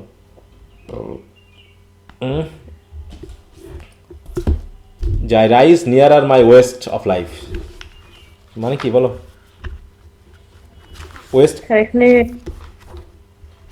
ওয়েস্ট কি ঘটে? জীবনে অর্ধেক পৌঁছানো, হ্যাঁ, মানে শেষের দিকে পৌঁছানো জীবনের। ওয়েস্ট মানে কি? অস্ত যাওয়া, মানে ওয়েস্ট মানে সূর্য অস্ত যাওয়া, এটা আমরা বুঝে থাকি। তা জীবনের ওয়েস্টে পৌঁছে যাওয়া মানে কি? মানে দিন যাচ্ছে, দিন আসতেছে, ঘুম থেকে উঠেই মনে হয় আমি যেন আর এক ধাপ আমার জীবনের ওয়েস্টে পৌঁছে গেলাম। তার মানে কি? আমি যেন মৃত্যুর দিকে এগিয়ে গেলাম। তাই প্রতিটা মুহূর্ত, প্রত্যেকটা আওয়ারকে আমি চেষ্টা করছি গুনে গুনে তোমার জন্য অপেক্ষা করতে, হ্যাঁ, কারণ এই সময়টা যখন শেষ হয়ে যাবে আমি তোমার সাথে মিলিত হয়ে যাব। তাই বলছে দেখো বলছে almost by 8 hours sail then when sleep breathed his drowsy gale but hark my pulse like a soft drum, দেখো আমার যে হার্টবিটটা সেটা সফট ড্রামের মতো কি করছে, বিট মাই অ্যাপ্রোচ, আমার অ্যাপ্রোচটাকে যেন জানিয়ে দিচ্ছে। টেলস দি আই কাম, তোমাকে বলতেছে যে আমি আসতেছি। And slow however my marches be, আর আমি তোমার দিকে যাচ্ছি যত পারা যায়, স্লো মার্চ নিয়ে যাচ্ছি। কারণ I shall at last sit down by thee, কারণ আমাকে তো একসময় সারা জনমের মতো তোমার পাশে বসতে হবে, তাই আমার অবস্থানটা ছেড়ে আমি তোমার দিকে যেতে যাচ্ছি, কেমনভাবে ধাপে ধাপে। তো এই যে এখানে যে তুলনা করা হলো, এখানে যে একটা কম্প্যারিজন করা হলো, এখানে সরাসরি প্রেমের কথা না বলে, হ্যাঁ, যে আমি তোমার দিকে এগিয়ে যাচ্ছি, ওয়াইফের প্রতি ভালোবাসা না, তিনি মরতে চাচ্ছেন, যে ওয়াইফটা যেহেতু মারা গেছে তিনি চাচ্ছেন তার ওয়াইফের সাথে কী হতে, যুক্ত হতে। কিন্তু তিনি যেহেতু যুক্ত হতে পারছেন না মৃত্যু ছাড়া, তাই তিনি এখন ভাবছেন সুইসাইডটা তিনি করতে চাচ্ছেন না, সুইসাইড করতে চলে যাওয়া যেত, কিন্তু তিনি চাচ্ছেন যে নর্মাল মৃত্যুর মাধ্যমে যাতে মৃত্যুটা হয়, আর এই জন্য তিনি অপেক্ষা করছেন।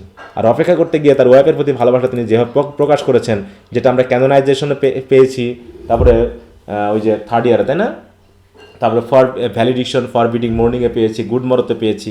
এখানে কি সব কবিতাগুলোতে কি বিষয় নিয়ে আলোচনা করা হয়েছে বলো তো?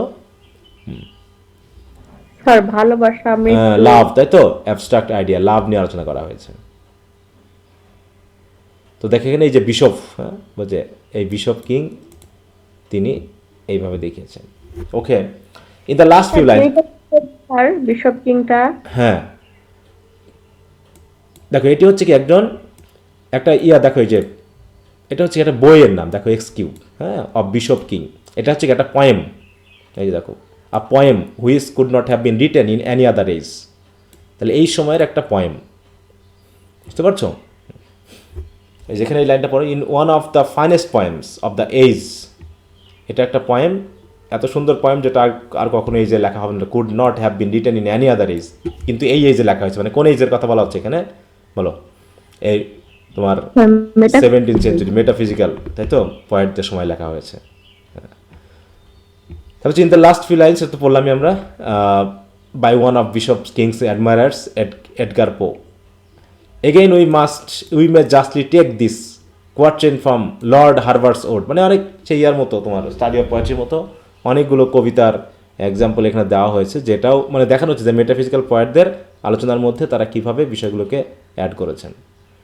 তো এখানে যদি আমরা দেখি, দেখো কবিতাগুলো ইনকমপ্লিট, অতএব পড়ে খুব একটা মজা পাওয়া যাবে না। হ্যাঁ, যদি পরিচিত কবিতার মধ্যে দেওয়া হতো তাহলে হয়তো পড়ে বোঝা সম্ভব ছিল, যদি পড়া কবিতা না পড়া হয় তাহলে বোঝা মুশকিল। তো যেহেতু সবই তো মাথার উপর দিয়ে যাচ্ছে স্যার। হ্যাঁ, একটু মাথার উপর দিয়েই যাবে বিষয়টা। তিনি যেটা এখানে, তুমি শুধু এগুলো খেয়াল করো যে তিনি এখানে কি মেটাফিজিক্যাল পয়েন্টদেরকে কি সাপোর্ট করছেন নাকি করছেন না, সেটা হলো কথা। জি স্যার। হ্যাঁ, এইটুকু খেয়াল রাখতে হবে যে তিনি এই যে কম্প্যারিজন, তাই না, যে কনসিটের বিষয়টা বা হচ্ছে সিমিলির বিষয়টা, মেটাফোরের বিষয় এতক্ষণ ধরে কিন্তু আলোচনা করছে এই জায়গায়। সেই যে এখানে আমরা দেখলাম যে আইডিয়াগুলোকে, এই যে জনসন যেটা বলতেছে যে আইডিয়াগুলো হেটেরোজিনাস আইডিয়া জোর করে পুট করা হয়েছে এখানে, আর এগুলো করতে গিয়ে কী ইউজ করা হয়েছে, তোমার মেটাফোর বা সিমিলি এগুলো ইউজ করা হয়েছে, তাই না? এই যে মেটাফোর সিমিলি এগুলো ইউজ করা হয়েছে, কিন্তু টিএস ইলেক্ট করছেন কি এগুলো যে হেটেরোজিনাস আইডিয়া জোর করে বসানো হয়েছে এটা না।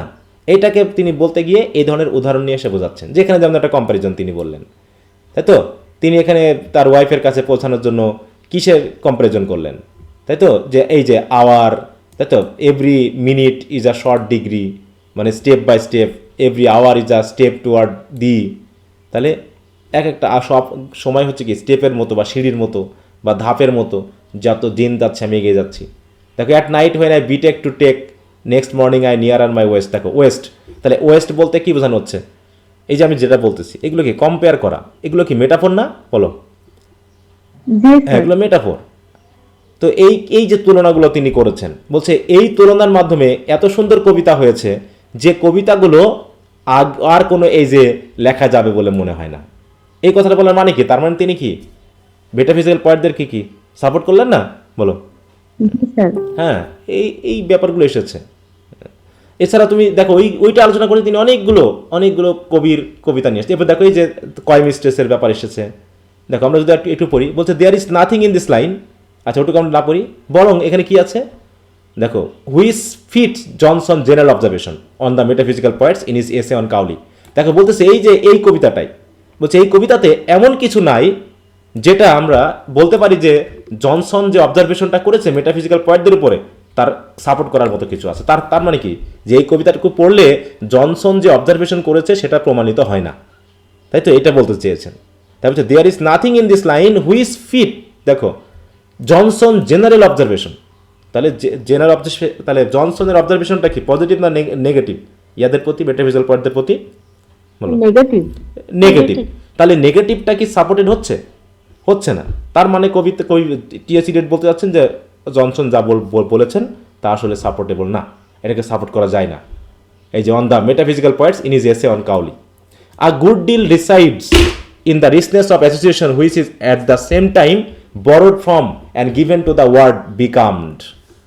দেখো অনেকটা বলছে a good deal resides in the richness of association, বরং তিনি বলতে চাচ্ছেন এই যে অ্যাসোসিয়েট করা হয়েছে, এটার সাথে একটা যখন কম্প্যারিজন করা হয়েছে, একটার সাথে একটা যখন মানে সিমিলি বা মেটাফোরের মাধ্যমে যখন তুলনা করা হয়েছে, এগুলো হয়তোবা বলছে which is at the same time borrowed from or given to the word become, মানে কি মানিয়ে যাওয়া, কাম হয়ে যাওয়া, মানে কি এটা যে আমাদেরকে হঠাৎ করে মানে বেমানান করে দিচ্ছে, আমাদের চিন্তা ভাবনার মধ্যে হয়তো ধাক্কা লাগিয়ে দিচ্ছে, ব্যাপারটা এরকম না, বরং বিষয়গুলো খুব অ্যাসোসিয়েট হয়েছে। এবং বলছে but the meaning is clear and the language simple and elegant, এরকম একটা ব্যাপারটা যে হয়তো যেটা জনসন বলতে যাচ্ছে যে মিলছে না, হ্যাঁ আমাদের তথ্যগতভাবে আসছে না, ইত্যাদি ইত্যাদি ইত্যাদি কথা বলেছেন, কিন্তু টিএস ইলিয়ট বলতেছেন যে না, সব কিছু তো কত সুন্দর, the meaning is clear, the language simple and elegant. অর্থাৎ it is to be observe that the language of this poets is as a rule simple and pure in the verse of George Herbert. যদি George হারবার্টের কবিতা পড়ি, আমরা George হারবার্টে কি পড়েছিলাম? Collar পড়েছিলাম নাকি? জি স্যার। তারপর হচ্ছে স্টার উইং পড়েছিলাম। এখানে কি এত জটিল বিষয় আছে বলে? এখানে না বোঝার মতো আছেটা কি? তাই বলছি in the verse of George Herbert this simplicity is carried.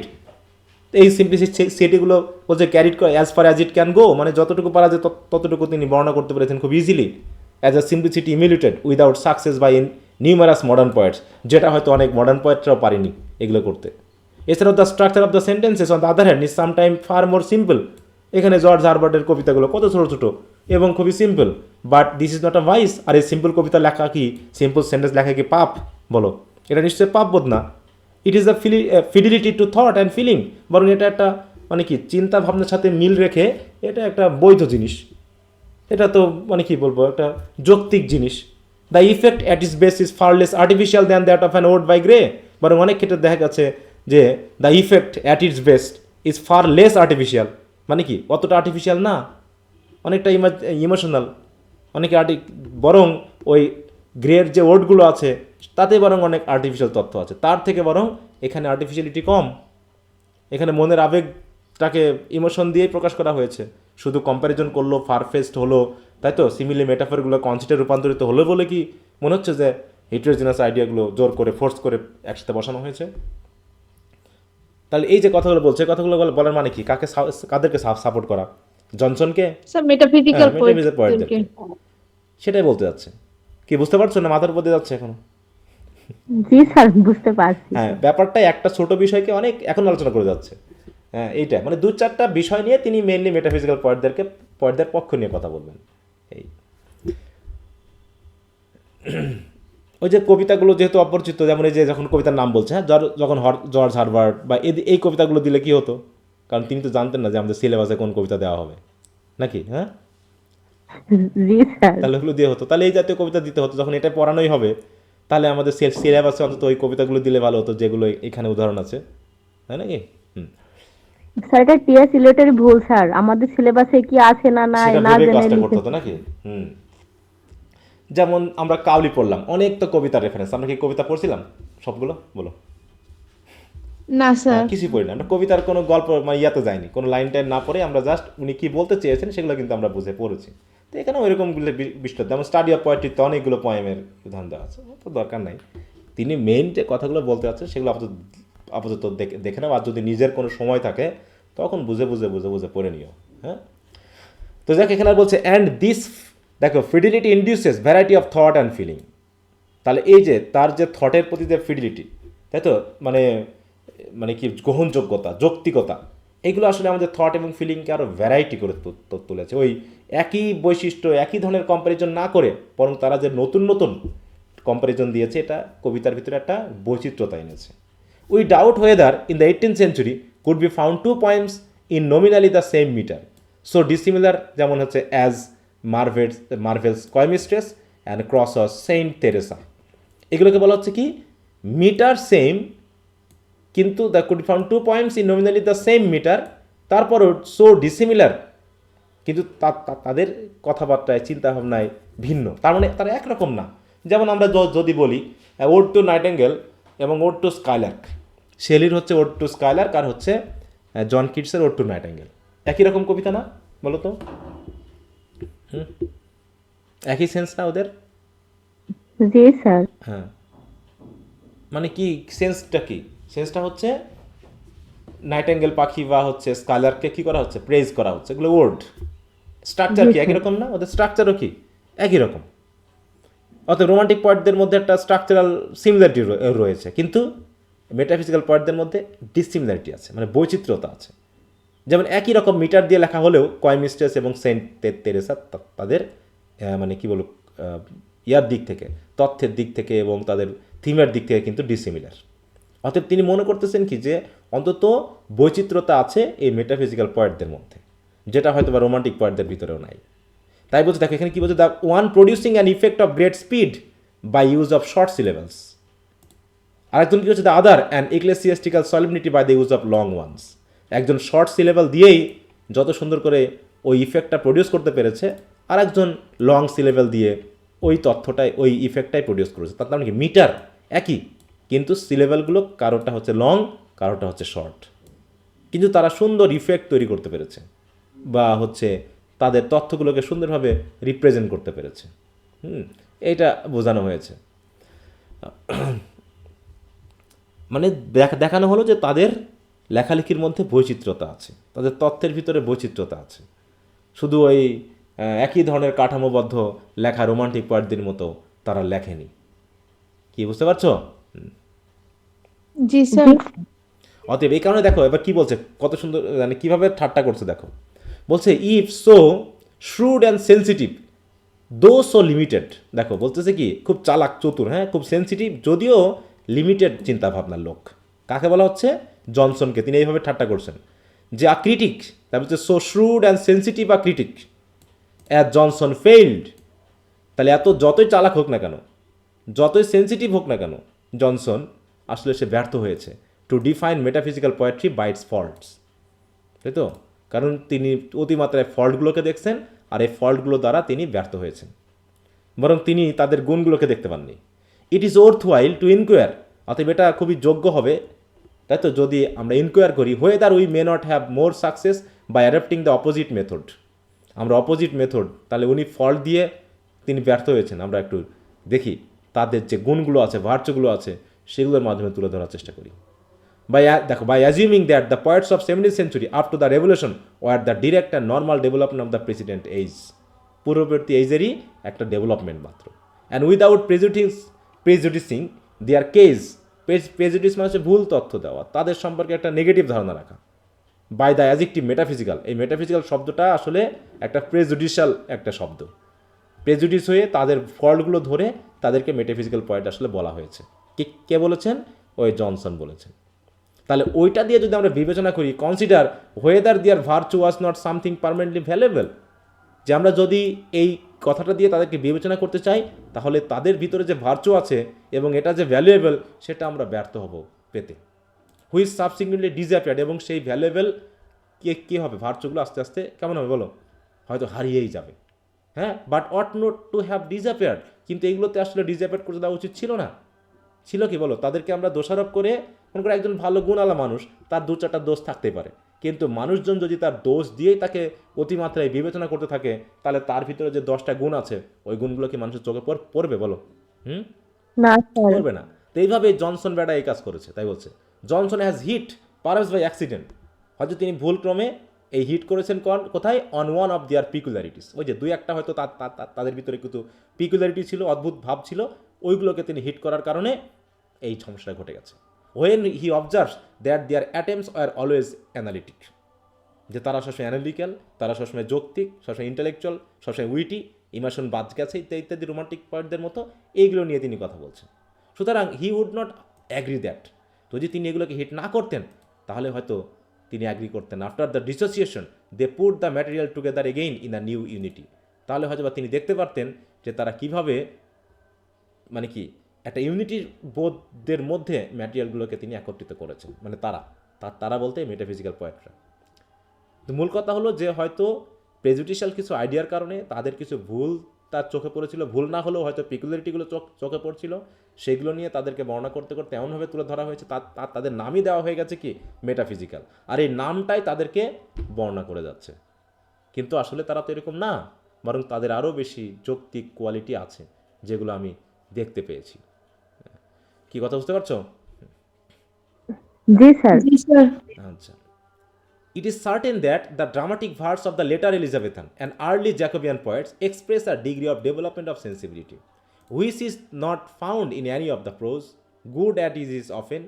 তাই তো, যত ভালো হোক না কেন, যে লেটার এলিজাবেথান মানে এলিজাবেথানের শেষের দিকে, আমরা জানি এলিজাবেথ তো মারা যায় 1603 সালে নাকি, তাহলে 1603 সাল বলতে তাহলে লেটার এলিজাবেথান এজ মানে মনে করি ওই 1690 95 এরকম সময়।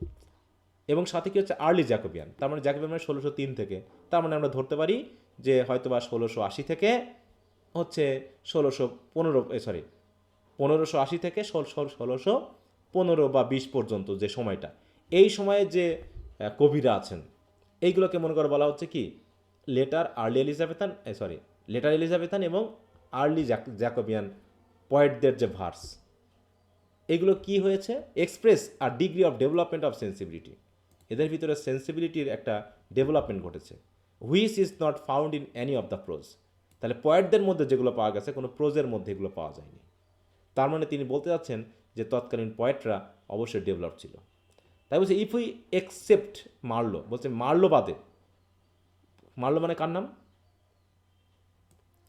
Sir Christopher Marlowe. Christopher Marlowe. ওই সময় বলছে যে প্রোজে পাওয়া যায় না, প্রোজ মানে হচ্ছে ড্রামা বা হচ্ছে এইগুলো, এই যে সেন্সিবিলিটিগুলো ওইগুলো তো দেখা যায় না।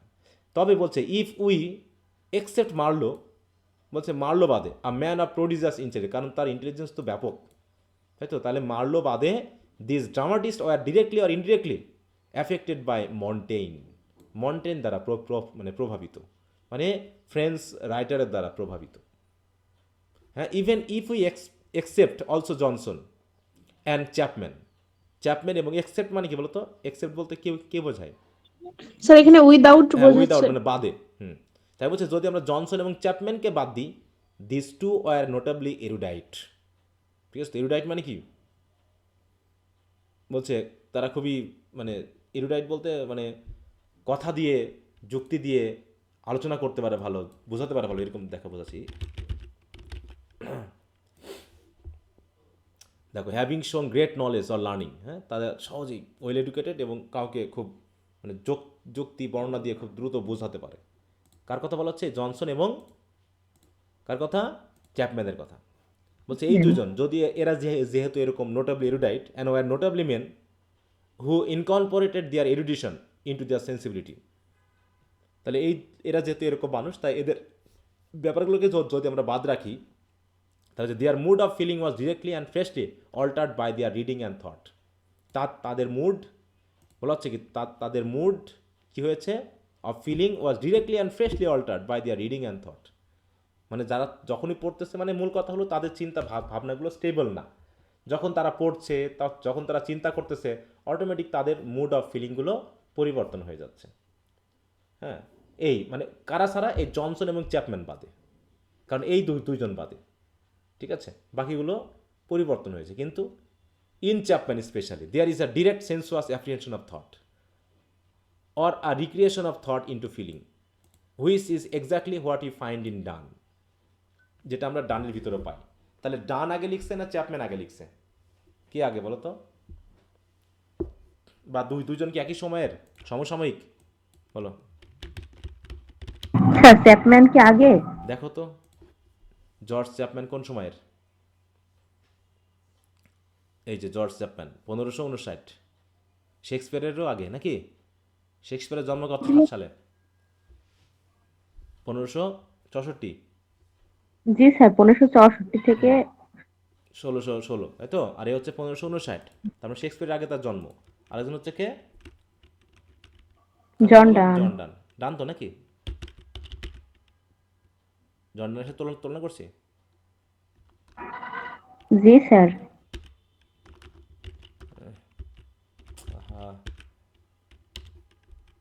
জন লিখে নাই বলে আসবে না নাকি? জন ডান দেখো 1572, তবে লেখালেখির ইয়াটা কি সমসাময়িক? তাহলে ও হচ্ছে 1500, তাহলে কত বছরের কম বেশি? 12-13 বছরের নাকি জন্মমৃত্যু? জি স্যার। 1631 আর 1600, তাই মানে বেশি পাচ্ছে। দেখো, জন ডানের আগে জন্মগ্রহণ করে পরে মরছে, আর ও তো আগে পরে জন্ম করে আগে মারা গেছে। হ্যাঁ, তাহলে একই সময়, তাই এখানে সেটা বলা হচ্ছে যে বলছে প্রোজে দেখা যায় না কিছু ফিলিং সেন্সিবিলিটি, তবে কার বাদে? মার্লোর বাদে। কারণ মার্লো তিনি একজন প্রডিজিয়াস ইন্টেলিজেন্স মানুষ ছিলেন, তার ভিতরে হয়তো এগুলো তিনি দেখতে পেয়েছেন। এমনকি বলছে, এমনকি হ্যাঁ, even if we accept also Johnson and Chapman, তারাও মোটামুটি এরকম notably erudite were notably men who incorporated their education into their sense, তারাও কি এই সেন্সিবিলিটি ডেভেলপমেন্টে কাজ করেছে। এবং দিয়ে হচ্ছে কি, তবে তাদের মুড অফ ফিলিং মাঝে মাঝে তাদের রিডিং এবং থট দ্বারা পরিবর্তিত হয়েছে। স্যার এখানে কোন জনসনের কথা বলা হচ্ছে স্যার, বেন জনসন না হ্যাঁ, স্যামুয়েল জনসন? বেন জনসন কি আসবে এখন ওই সময়ে ইয়ার সাথে তুলনা করতে গেলে? বলো, চ্যাপম্যানের সাথে তুলনা করতে গেলে। হ্যাঁ, স্যার বেন জনসন তো জ্যাকোবিয়ান এজেরই ছিল। হ্যাঁ, এই যে দেখো কার কথা বলা হচ্ছে এখানে, এটা হচ্ছে জনসন আর এটা হচ্ছে কোন জনসন, দুটা বানান খেয়াল করো, দুই জনসন কি এক? না স্যার, স্যার নিচেরটা বেন জনসন, হ্যাঁ, এটা তাহলে ওপরেরটা দেখো স্যামুয়েল এই জনসন। জনসন আর এই জনসন, এটা হচ্ছে স্যামুয়েল জনসন, তাই তো? হুম, জি স্যার। হ্যাঁ, এটা হচ্ছে কি স্যামুয়েল জনসন, যে হচ্ছে কি লিখেছে, কাউলি লিখছে। আর বেন জনসন কি ছিল, কোন রাইটার? স্যার উনি জ্যাকোবিয়ান এজের হ্যাঁ, কি লিখছেন ছিল উনি? স্যার, উনি বিখ্যাত কিসের জন্য? বলপনে লিখতো। হ্যাঁ, স্যার ভল্পনি। ভলপন। কি জাতীয় ড্রামা ওটা? Sir comedy of manners. না না না, কমেডি অফ হিউমার্স না হিউমার, ম্যানার্স? জি স্যার। হ্যাঁ, কমেডি অফ হিউমার্স। হ্যাঁ, তা সেইটাই বলতেছে। বানান খেয়াল করবো তাহলে বুঝতে পারবা। এ হচ্ছে কি জন বানানের দুটা সমস্যা, একটা হচ্ছে কি স্যামুয়েল জনসনে জে ও এইচ আছে, তাই তো? হুম। জি স্যার। আর বেন জনসনে কি আছে, এইচটা নাই, নাই। নেই। এটা নাই স্যার। তাহলে দেখো in Chapman especially there is a direct sensuous apprehension of thought. দেখো চ্যাপম্যানকে কি মানে, দেখো আমাদের চ্যাপম্যানকে কিন্তু স্যামুয়েল জনসন কি কি করেছিলেন, প্রথমে খুব প্রশংসা করলেন, তাই না? অল্প বয়সে এই করেছেন, অল্প বয়সে এই করেছেন, তারপরে কি করছেন, মেটাফিজিক্যাল পয়েন্ট হিসাবে একদম তুলোধনা করে দিয়েছেন নাকি? হুম। Life of G Cowley, sir. Life of কাউলিতে নাকি, যেমন আমরা দেখি। তবে এখানে চ্যাপম্যানের কথা বলা হচ্ছে। চ্যাপম্যান কি ওই সময়ের জনসনের সাথে, বেন জনসনের সাথে, তাহলে সেখানে দেখা যাচ্ছে কি there is a direct sensuous apprehension of thought or a recreation of thought into feeling which is exactly what you find in John Donne, যেগুলো আমরা জন ডানের ভিতরেও পাই। তার মানে এই যে আমরা বলতেছি না যে জন ডান বা মেটাফিজিক্যাল পয়েন্টরা এটা একটু অন্য রকমের, তিনি বোঝাতে চেয়েছেন টিএস ইলিয়ট যে আসলে ওরা অন্য রকমের না। এই মেটাফিজিক্যাল পয়েন্টদের ভিতরে আমরা যে কোয়ালিটি পাই সেগুলো তার আগের রাইটারদের মধ্যে ছিল, ঠিক আছে তো? যেমন চ্যাপম্যানের মধ্যে পাওয়া গেছে, বলছে জনসনের মধ্যে পাওয়া গেছে, ক্রিস্টোফার মার্লোর মধ্যে পাওয়া গেছে নাকি, সেন্সিবিলিটি যেগুলো, ডেভেলপমেন্ট অফ সেন্সিবিলিটি। তাহলে কেন তাদেরকে আমরা আলাদা করে ধরে আলাদা করে বকাঝকা করবো বা গালিগালা করবো বা ওদেরকে আমরা পচাবো? পচানোর তো কিছু নাই। এইটার বিরুদ্ধে মেইনলি কথা বলেছেন টিএস ইলিয়ট। আচ্ছা, তো আজকে এই পর্যন্ত রাখি, ঠিক আছে? আগামী দিন আমরা বাকিটুকু শেষ করব। 2 দিন লাগবে এটা, আগামী দিন। হ্যাঁ, তোমরা একটু এগুলো পড়ার চেষ্টা করবা, হ্যাঁ, যেগুলো পড়ানো হচ্ছে ততটুকু, এবং এখানে যে সামারির ব্যাপারটা দেওয়া আছে একটু পড়বা। দেখো এখানে যেটা বলা হয়েছে, দেখো the problem of defining metaphysical poetry. তাহলে মেটাফিজিক্যাল পোয়েটদেরকে ডিফাইন করেছেন কে, বলো? হুম। Sir Samuel Johnson. হ্যাঁ, ওখানে ওই যে বললাম, তিনি যে তার ভুলটাই হয়েছে যে তারা এমনভাবে ডিফাইন করেছে, এমনভাবে নাম করেছে যে নামটাই তাদেরকে আসলে পচায় দিয়েছে। এটা তো ঠিক হয়নি। তাহলে এটা হচ্ছে তার জন্য একটা ফল্ট হচ্ছে। Eliot immediately addresses a central difficulty, the term metaphysical poetry is vague and problematic. It has often used as a term of abuse করতে এটা বলা হয়েছে, suggesting artificiality, intellectual arrogance or strain conceit. At the same time it has been, দেখো, used casually to describe poetry that is merely quaint or clever. কিন্তু তেমন তো না। The real question Eliot argues is whether the so called metaphysical poets actually formed a coherent school. তারা কি একটা school বা একটা দল গঠন করতে পারেনি? What in modern term we may call a movement, যেটাকে আমরা মুভমেন্ট বলতে পারি, যেমন হচ্ছে রোমান্টিক মুভমেন্ট বলতেছি, ভিক্টোরিয়ান এজে বলছি, তাহলে ওরা তো নিশ্চয়ই একটা এরকম একটা মুভমেন্ট নিয়েছিল। সো ইফ দে ডিড, যদি তারা তাই করে থাকে, was this movement part of the main development of English poetry or was it a ডিভাইশন from the central tradition? তারা কি আসলে ট্রেডিশন থেকে ডিভাইশন ঘটেছে নাকি আসলে তার ভিতরে ডেভেলপমেন্ট করেছে? ওটাই বোঝানো হচ্ছে যে তারা তো ডেভেলপমেন্ট করেছে। কারণ কি, যে এলিজাবেথান এইজে যেরকম যে সকল পয়েন্টটা ছিল তাদের যে সেন্সিবিলিটি ডেভেলপমেন্টটা হয়েছে, ওটাই তো পরবর্তীতে মেটাফিজিক্যাল পয়েন্টের ভিতরে হয়েছে। তাহলে তারা তার নতুন কিছু করেনি, বরং তারা কি করছে, ওই আগের বিষয়গুলোকে ডেভেলপমেন্ট করেছে। তাহলে ওদেরকে আমরা খারাপ বলবো কেন? যেমন এখানে কয়েকটা উদাহরণ দেওয়া আছে না, যে Eliot state is that it is extremely difficult to define metaphysical poetry precisely, যে আসলে মেটাফিজিক্যাল পয়েন্টদেরকে ডিফাইন করা তো কঠিন। It is equally difficult to decide which poets belong to the group and which of their poems exhibit metaphysical quality. For example, the poetry of John Donne is deeply rooted in the late, এই যে late বলছেন Elizabethan period often resemble the emotional tone of George Chapman, similarly poets like Marvell and Bishop King sometimes resemble done.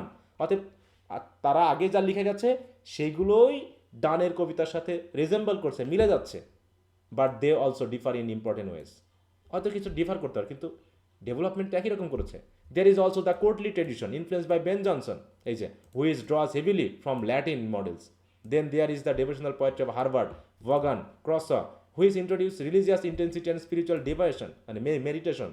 Given such diversity, Eliot suggests that no single stylistic feature such as metaphor, simile or conceit can neatly define the entire group. শুধু এইগুলো দিয়ে, এই কটা দিয়েই আমরা একটা গ্রুপকে define করতে পারি না। যদি করতে যাই তাহলে তো তাদের সম্পর্কে ভুল ধরা হবে বা ভুলভাবে রিপ্রেজেন্ট করা হবে, যে কাজটা এ জনসন করেছেন। কি কথা বুঝতে পারছো? জি স্যার। হ্যাঁ, তো এই মোটামুটি এটা পড়লে এই প্যারাফ্রেজটুকু পড়লে পারে আর একটু ক্লিয়ার হয়ে যাবে, কারণ এখানে যেভাবে আলোচনা করা হয়েছে ভাষাগত একটু ইয়ে আছে, আর ওখানে যেহেতু একটু মডার্ন ইংলিশে লেখা, একটু কনজেস্টেড ওয়েতে লেখা, তাহলে দেখবা যে এটা সহজে বুঝতে পারবা। হ্যাঁ, মানে ওইটা পড়ার পর যদি তোমরা এটা পড়ো তাহলে সহজে ক্লিয়ার হয়ে যাবে, একদম জটিল কিছু না। মানে কী কারণে এদেরকে সাপোর্ট করা হয়েছে বা কী বলা হচ্ছে সেগুলো এখানে পেয়ে যাবো। আচ্ছা, তো ঠিক আছে। আজ কী বার? বৃহস্পতিবার। কালকে তোমাদের একটা ক্লাস নিতে চাই, তাহলে এই জিনিসটা আমরা আগামী দিন শেষ করে ফেলতে পারবো, বুঝতে পারছো? আচ্ছা স্যার। কালকে এই বিকালের দিকে ক্লাস নেওয়া যাবে না?